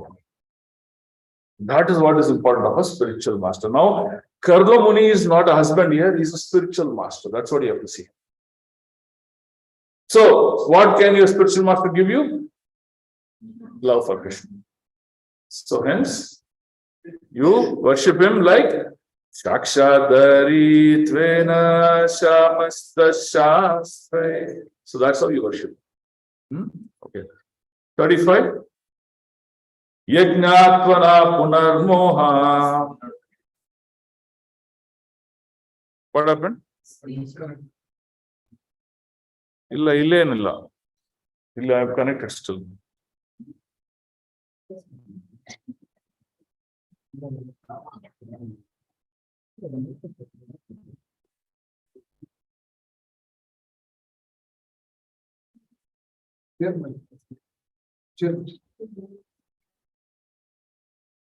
But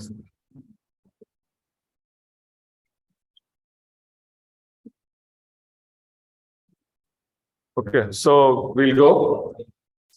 So from 4.35, okay? Yajnatmana punarmoha evam yashashi pandava ena bhutani asheshani drakshashi atmani ato mayi. Yeah, please read translation purpose. Translation. Having obtained real knowledge from a self-realized soul, you will never fall again into such illusion. For by this knowledge, you will see that all living beings are but part of the Supreme, or in other words, that they are mind. The result of receiving knowledge from a self-realized soul, or one who knows things as they are, is learning that all living beings are parts and parcels of the Supreme Personality of Godhead, Lord Shri Krishna. The sense of an existence separated from Krishna is called Maya. Ma, not Ya, this. Something that we have nothing to do with Krishna. That Krishna is only a great historical personality and that the absolute is impersonal Brahman. Factually, as it is stated in Bhagavad Gita, this impersonal Brahman is the personal effulgence of Krishna. Krishna, as the Supreme Personality of Godhead, is the cause of everything. In the Brahma Samhita, it is clearly stated that Krishna is the Supreme Personality of Godhead, the cause of all causes. Even the millions of incarnations are only his different expansions. Similarly, the living entities are also expansions of Krishna. The Mayavadi philosophers wrongly think that Krishna loses his own separate existence in his many expansions. This thought is material in nature. We have experience in the material world that a thing, when fragmentarily distributed, loses its own original identity. But the Mayavadi philosophers fail to understand that absolute means that 1 less 1 is equal to 1, and that 1 minus 1 is also equal to 1. This is the case of absolute world. This is the case in the absolute world. For want of sufficient knowledge in the absolute sense, we are now covered with illusion, and therefore we think that we are separate from Krishna. Although we are separate parts of Krishna, we are nevertheless not different from him. The bodily difference of living entities is Maya, or not actual fact. We are all meant to satisfy Krishna. By Maya alone, Arjuna thought that the temporary bodily relationship with his kinsmen was more important than his eternal spiritual relationship with Krishna. The whole teaching of the Gita is targeted towards this end. And a living being, as Krishna's eternal servitor, cannot be separated from Krishna, and this sense of being an identity apart from Krishna is called Maya. The living entities, as separate parts or parts and parcels of the Supreme, have a purpose to fulfill.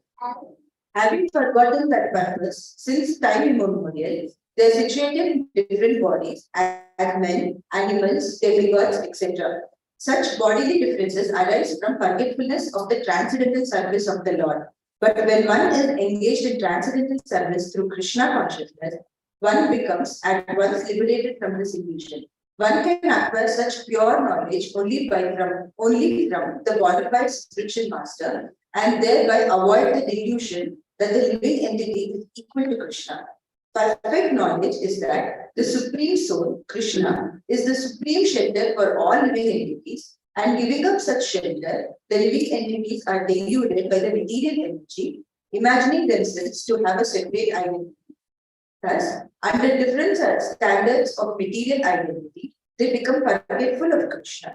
When, however, such deluded living entities become situated in Krishna consciousness, it is to be understood that they are on the path of liberation, as confirmed in the Bhagavatam 2.10.6.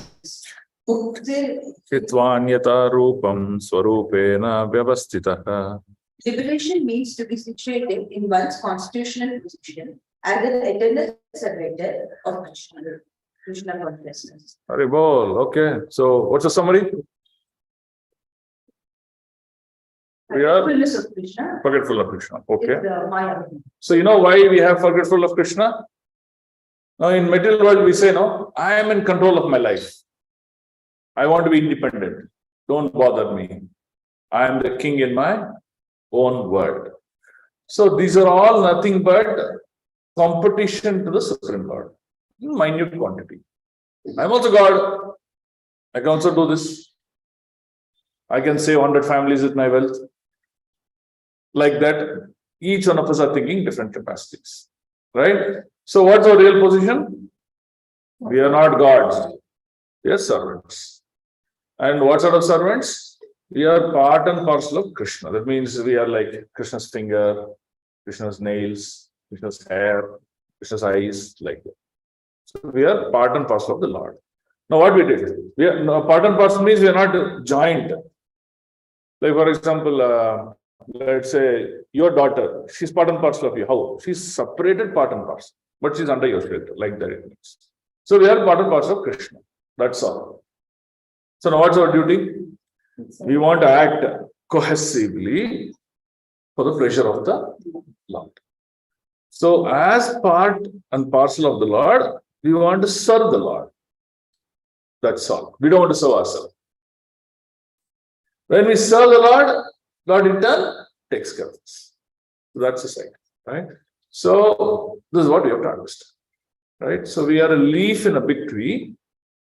The leaf absorbs the sun rays, produces all the energy and sends it to the root. If the leaf thinks, I am the one who's absorbing the sun rays and producing all the energy to the root, why should I do it? The leaf will die. So that's what happens to us. Clear? So now we are part and parcel of the Lord. Because we are part and parcel of the Lord, we have same qualities as the Lord. So our duty is to serve Him, not us. So we enjoy with Him. We don't enjoy in somebody. I made in a nutshell. Is this clear? Okay. So when we think, no, I don't want Krishna, I want to be separate. I want to make my own world and do all those things. Then we get illusioned by this Maya. And hence we suffer. Right? So that's the only reason. There's nothing else. Otherwise, technically, let's assume that statement is true. Look at the people outside. Can they become kings by their own? Can they exist by their own? Can they do everything by their own? No, they are not. They depend on nature, they depend on government, they depend on society, they depend on resources, they depend on own body. So many things. If their one body gets one small disease, that's all they gone. Crush. Recycle bin. Huh? Recycle bin, correct word. They'll again go into margin. Okay, so clear. So next sloka. So what do we do? Now we have 4 more slokas, 5 more slokas. Do you want to finish or do you want to stop the class because it's 6:30? 6:28, yeah, 6:30. Whichever you want, we will do that. Can voice your opinions. You finish it fast, is it okay? Or do you want to take a bio break? Finish? I think we should invite once Radharasman Maharaj to our congregation. He will do 6 hours lecture. And he will not allow you to get up. Huh? You know that, no? You know those first times? Maharaj got the record of doing 8 hours, 14 hours lectures non-stop. Maharaj will speak. And some of his disciples also have done that. Okay, 46. Apichat asi papebhyo Sarvebhya papakrittamaha Sarvam jnana plavenaiva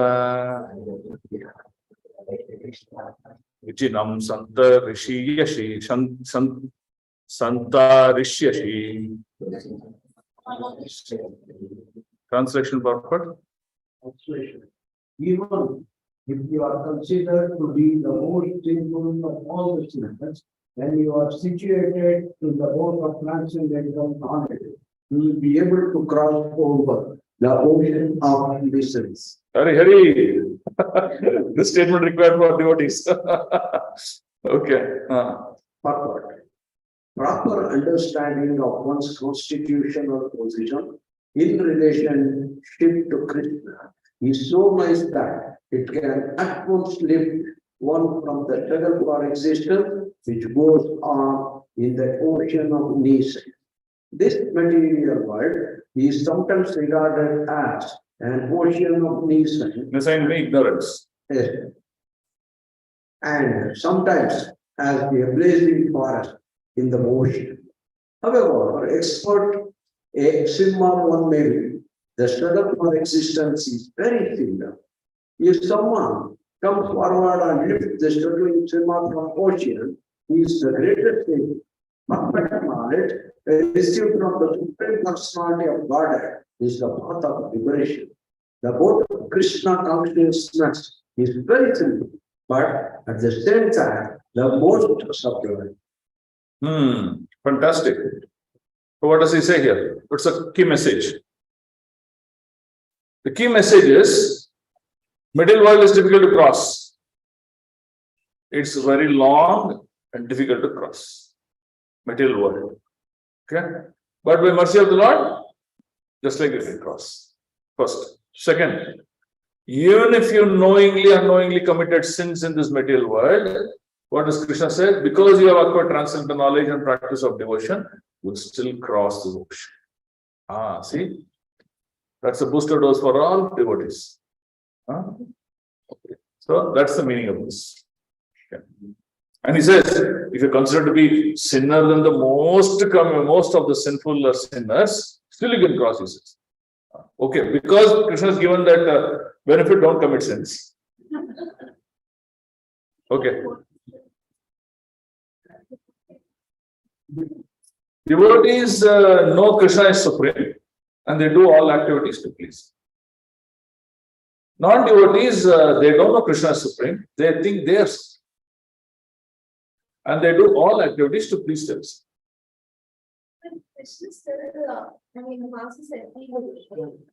He doesn't pass everybody with transcendental knowledge. Transcendental knowledge is what? That is a key word. Right?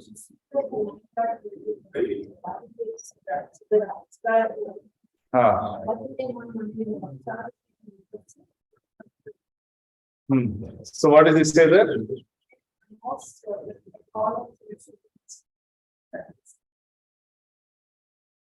Yes, he will uplift himself.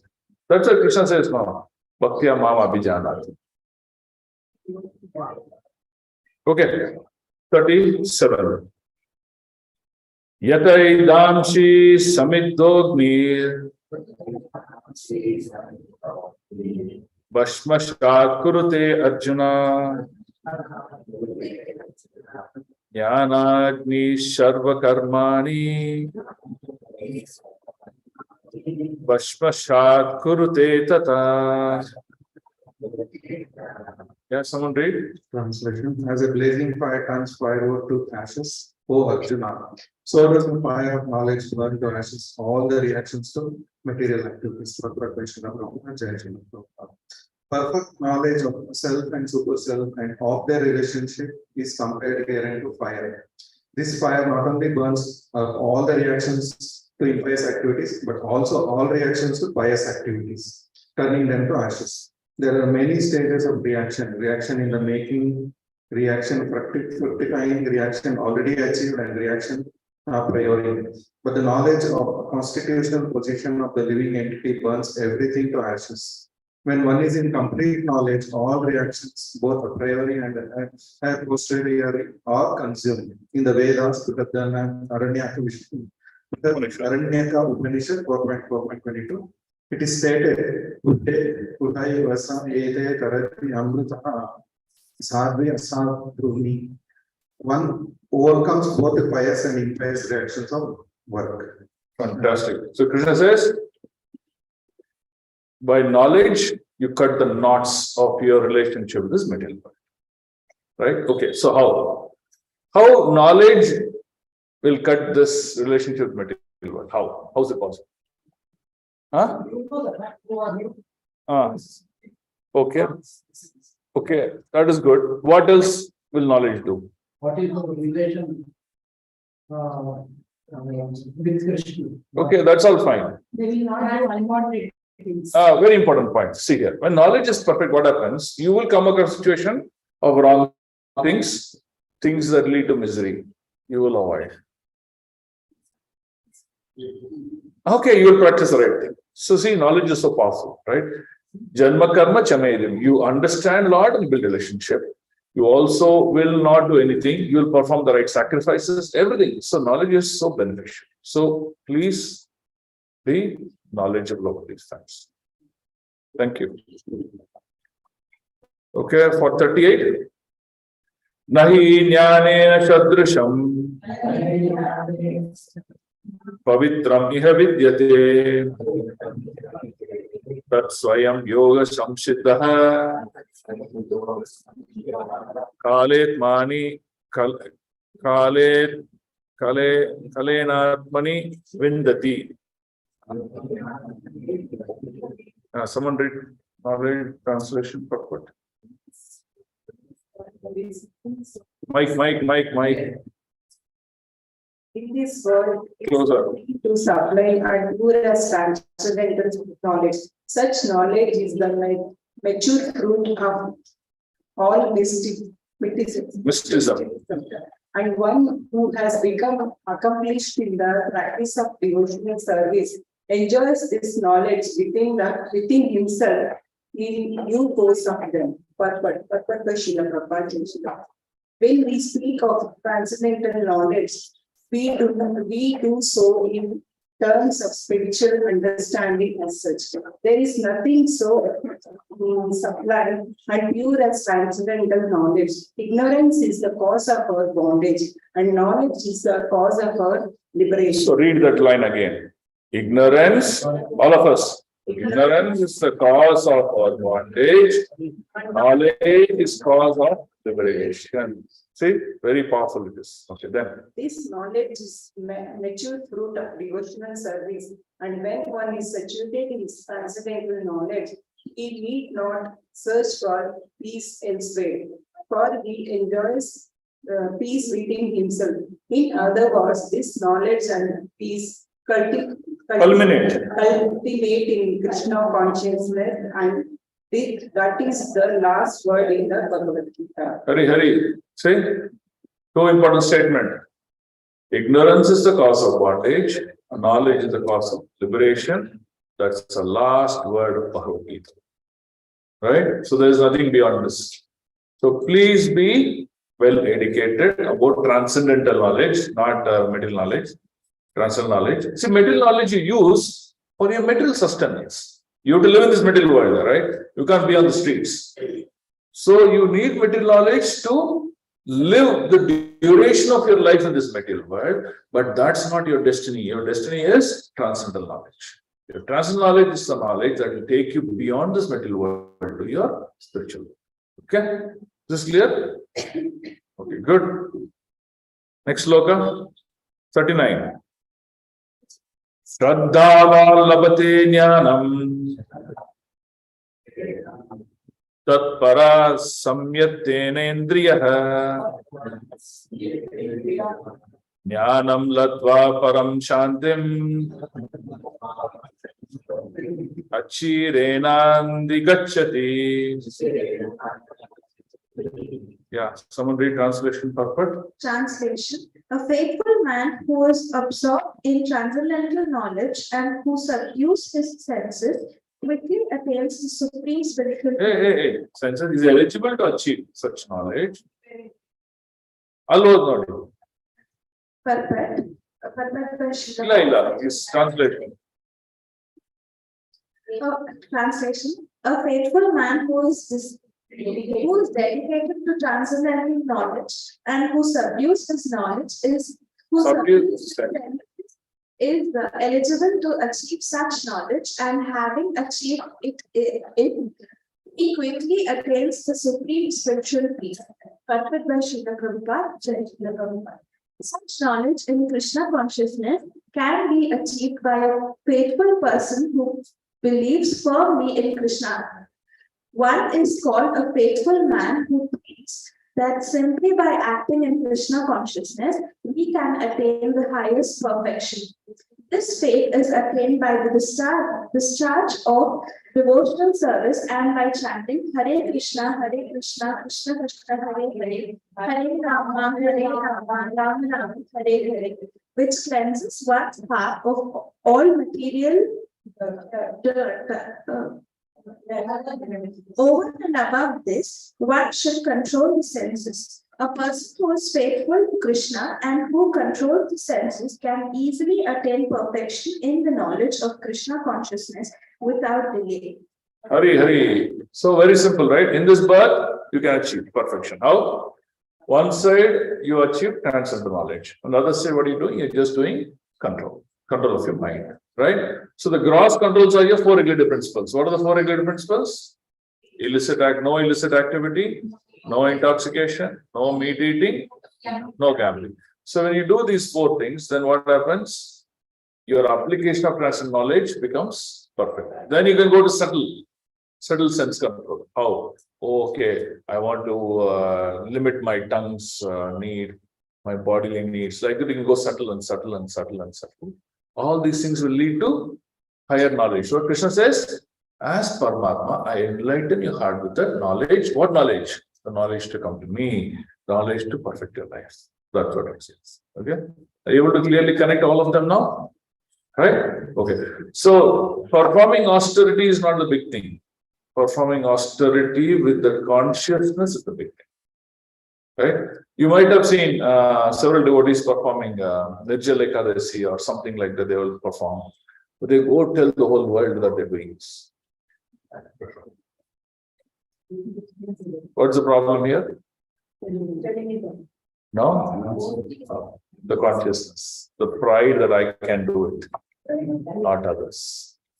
Right? But on the other hand, there will be a devotee on Nirjala Ekadasi. He'll eat proper Ekadasi food and he'll go back home back to God. Why? Because he saw Krishna in every grain of the non-grain prasad that he ate. Right? So it is the correct consciousness that will take you back home and not other things. So if you want to do other things, consciousness is important. So give importance to the consciousness first, then you practice everything. Like the cobbler. Cobbler. Okay, good example. 40. Ajnaschas Raddadhanascha Samsayatma Vinashyati Nayam Lokostina Paro Asukam Samshayatmanaha. Someone read? Translation. But ignorant and faithless persons who doubt the revealed scripture do not attain the God consciousness, they fall down. For the doubting soul, there is happiness neither in this world nor in the next. So Shraddha, Krishna is nailing faith now very clearly. Right? If you don't have faith, he says, not only here, don't go anywhere without faith. Right? So one Bhagavatam lecture, he explained faith. He started faith and he explained different kinds of faith. I was really stunned the way he explained. The first faith he said is to believe in yourself. Okay. He says how simple it is. He wants to withdraw money. He goes to the bank and then the bank, the cashier says, so give me your signed check. I'll give you money. He's telling, what if I give the check and within that small time you don't give the money? You say, I've already given the money, then what will I do? So like that, he says faith. Everywhere there is faith. And if you don't have faith, you cannot do anything. So it means whatever we do, we have to have faith. Now, we go to a doctor. If you don't have faith, we'll almost kill the doctor by asking 1,000 questions. The doctor will say, please leave it. So faith. On the other hand, the doctor says, eat the red pill, blue pill, yellow pill. We'll say, okay, no problem. Now look, actually the faith is there, but we are not understanding. Doctor says, no, there is a hole in your heart, man. Okay, so what should I do? Come, lie down. I'll put anesthesia and I'll operate you. We are ready to allow him to operate on our body. So look at the faith we have.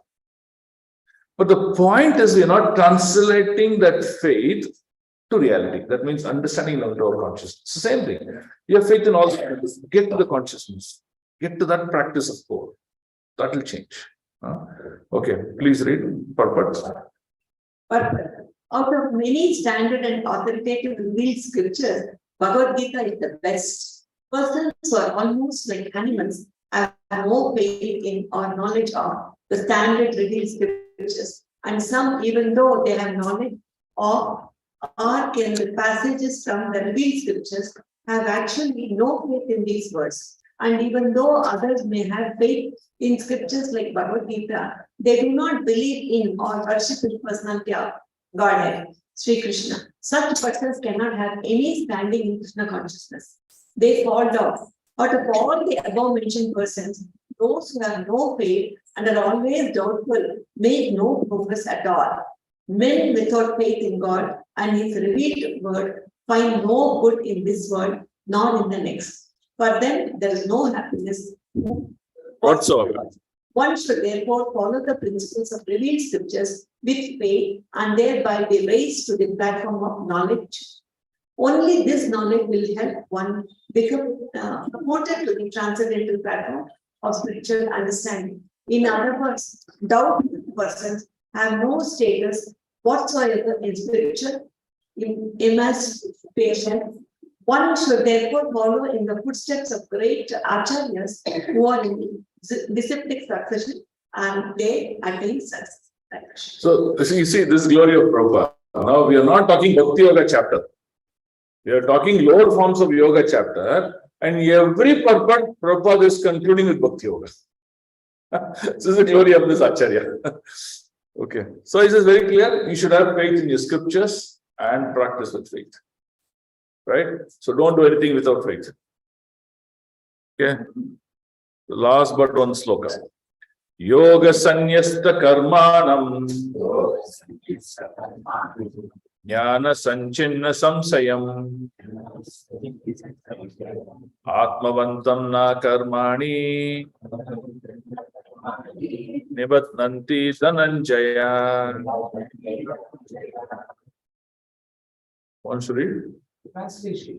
Mike, please.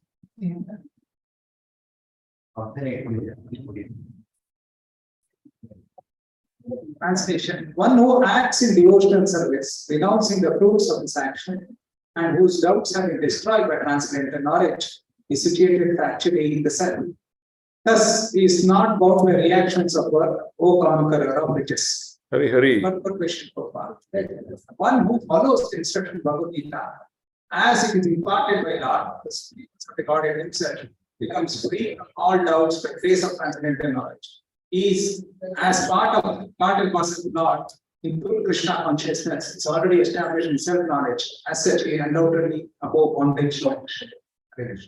Hare Krishna. So he's telling Arjuna. Huh? Okay.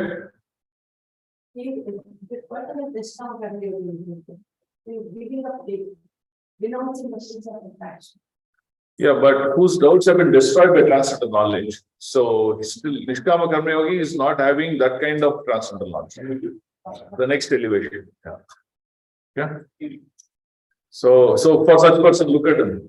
I mean, you only saw that no reactions are work here, but the transcendental knowledge also is. Yeah. Okay, the last sloka for today or for this chapter. Tasmad Jnana Sambhutam Kritastam Jnana Sinatmanaha Chitvainam Samshayam Yogam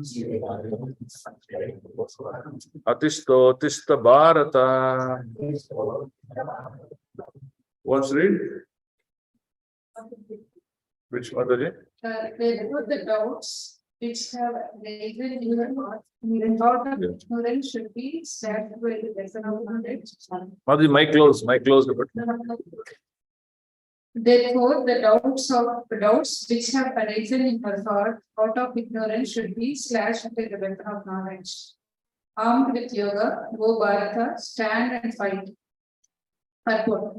The yoga system instructed in this chapter is called Sanatana Yoga, or eternal activities performed by the living entity. This yoga has two degrees of sacrificial actions. One is called sacrifice of one's material possessions. The other is called knowledge of self, which is pure spiritual activity. If sacrifice of one's material possessions is not devoted for spiritual realization, then such sacrifice becomes material. Pause here. See, in philanthropy, what we are doing, we're just doing sacrifice, but there's no spiritual realization. Hence, it is waste. That's what he has.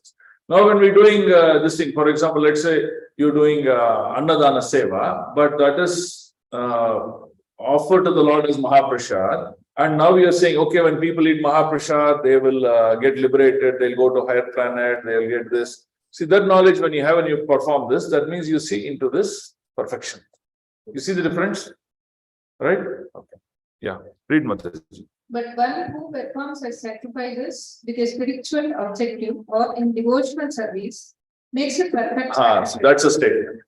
Okay, next. When we come to spiritual activities, we find that these are also divided into two, namely understanding of one's own self or one's constitutional position. The truth regarding the Supreme Personality of Godhead. One who follows the path of Bhagavad Gita as it is can very easily understand these two important divisions of spiritual knowledge. For him, there is no difficulty in obtaining perfect knowledge of the self as part and parcel of the Lord. And such understanding is beneficial, for such a person can easily understand the transcendental activities of the Lord. The beginning of this chapter, the transcendental activities of the Lord were discussed by the Supreme Lord himself.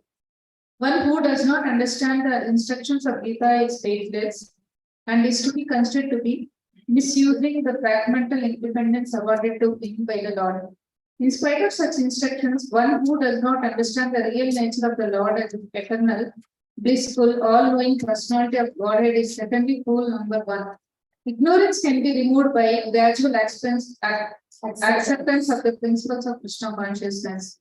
Krishna consciousness is awakened by different types of sacrifices to the demigods, sacrifice to Brahman, sacrifice in celibacy, in household life, in controlling the senses, in practicing mystic yoga, in penance, in foregoing material possession, in studying the Vedas, and in partaking of social institutions called Varnashrama Dharma. All of these are known as sacrifice, and all of them are based on regulated action.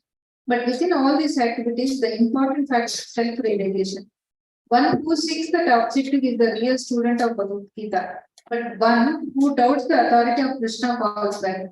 One is therefore advised to study Bhagavad Gita or any other scripture under a bona fide spiritual master with service and surrender. A bona fide spiritual master is the distinct succession from time eternal, and he does not deviate at all from the instructions of the Supreme Lord as they were imparted millions of years ago to the Sun Lord, from whom the instructions of Bhagavad Gita have come down to the earthly kingdom. One should therefore follow the path of Bhagavad Gita as it is expressed in the Gita itself and beware of self-interest to people after personal Aggrandizement. who deviate others from the actual path. The Lord is definitely the supreme person and his activities are transcendental.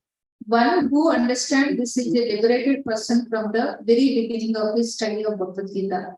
Thus, end the Bhaktivedanta approach to the fourth chapter of the Srimad Bhagavad Gita in the matter of transcendental knowledge. Hare Krishna. Hari Hari. So congratulations for successfully completing first 4 chapters of Bhagavad Gita and perfectly understanding the knowledge. Huh?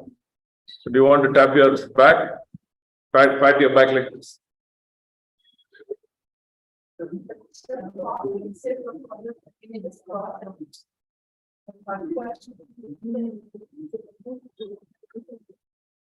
one, Mataji? The last one. Huh? Yeah.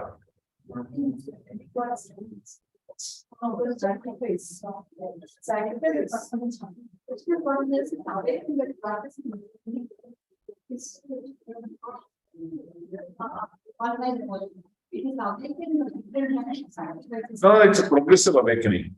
So we learned in the starting of the chapter that the Lord created demigod and the human beings, and he created yajna. Yajna karmano yatra loko yamkar. That bandhana has to be gone by performance of yajna by the human beings or demigods. The demigods will return them with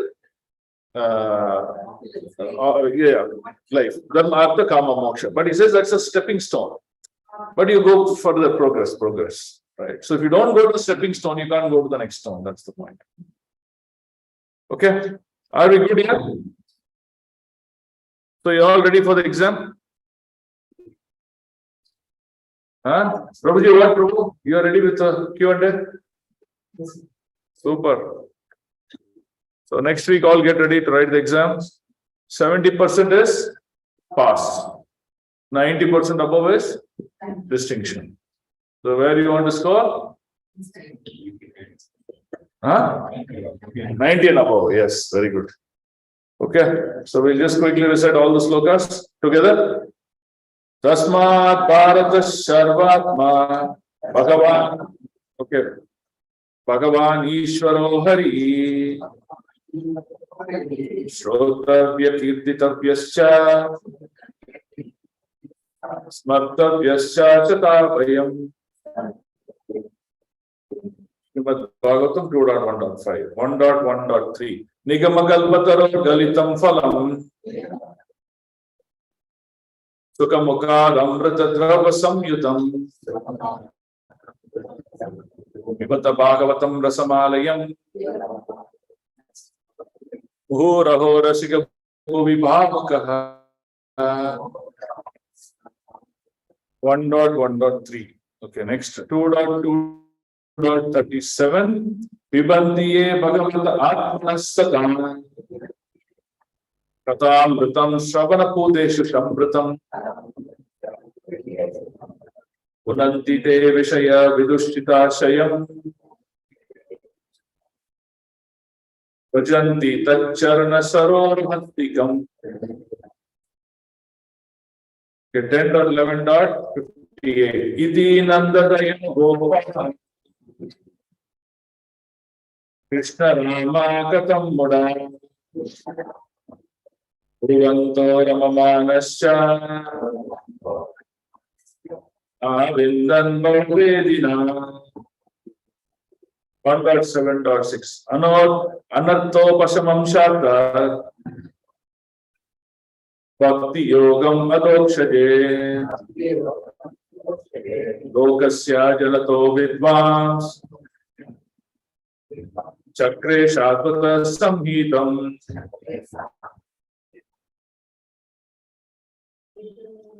Okay, next 3.5.2. Viduravacha Sukaya Karmani Karoti Loko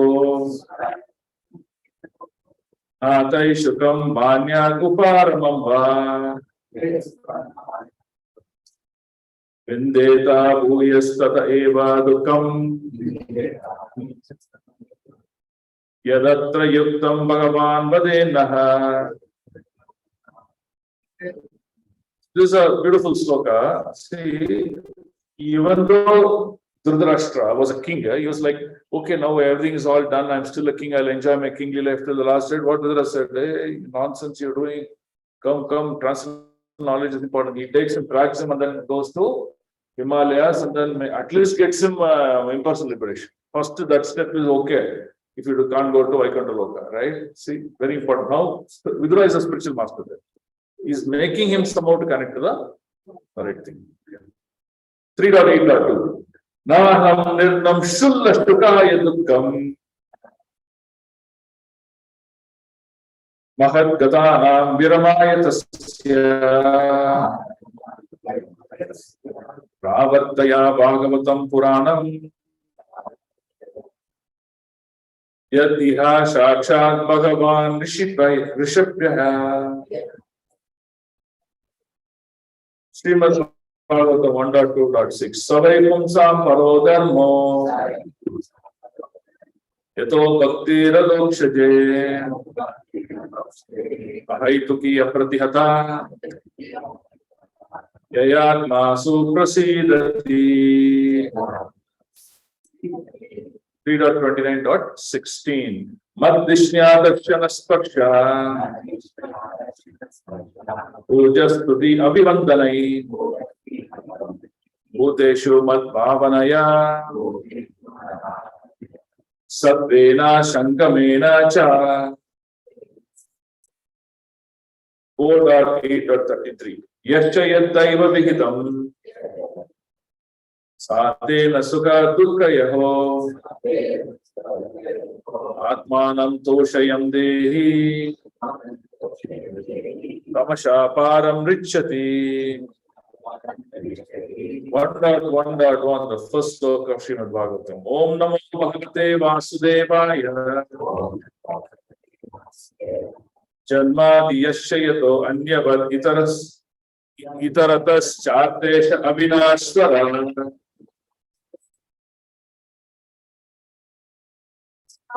Okay, we'll break it a half line. Okay. Tene Brahma Hridayadi Kavaye Muyanti Yatsuraya Ejavadi Mridam Yata Vinmayo Yatadri Sango Mrisha Vinmayo Yatratri Sargo Mrisha Ramna Svena Sada Nirasta Kuhakam Satyam Param Dhimahi 1.1.2 Dharma Projita Kaitavotra Paramo Nirmat Saranam Satam Vedyam Vastavam Atra Vastu Sivadam Tapatrayon Moolanam Srimad Bhagavate Mahamune Krite Kimba Pare Ishvaraha Sadhyo Kriti Avarudyate Atra Kriti Shushrubi Tatsana. Okay, last sloka. Kale doshe nidhi rajan Astahi eko mahagunaha Kirtanadeva Krishnasya Mukta Sangha Param Vraje. Oh, 14 we did. Okay. Tavakatamritam Tapta Jeevanam Kaviviridhitam Kalma Shapakam Shravanamangalam Srimadatam Ubhigrinanti ye Purida Jana. Hare Krishna, Krishna Krishna, Hare Hare, Hare Ram, Ram Ram, Hare Hare. Okay, thank you for all your wonderful time and wonderful association. I hope devotees on Zoom were able to hear everything. Yes, Prabhu, Hare Krishna, Dandavat Pranam. Yes, Prabhu, Hare Krishna. Yes, Prabhu, thank you, Prabhu. Hare Krishna. Thank you. Vancha kalpatarubhyascha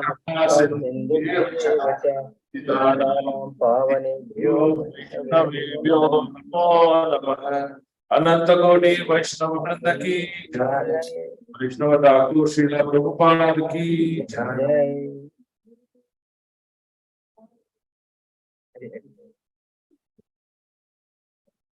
Thank you, Prabhu, Hare Krishna. Hare Krishna, I am ending this Zoom call. Krishna, thank you.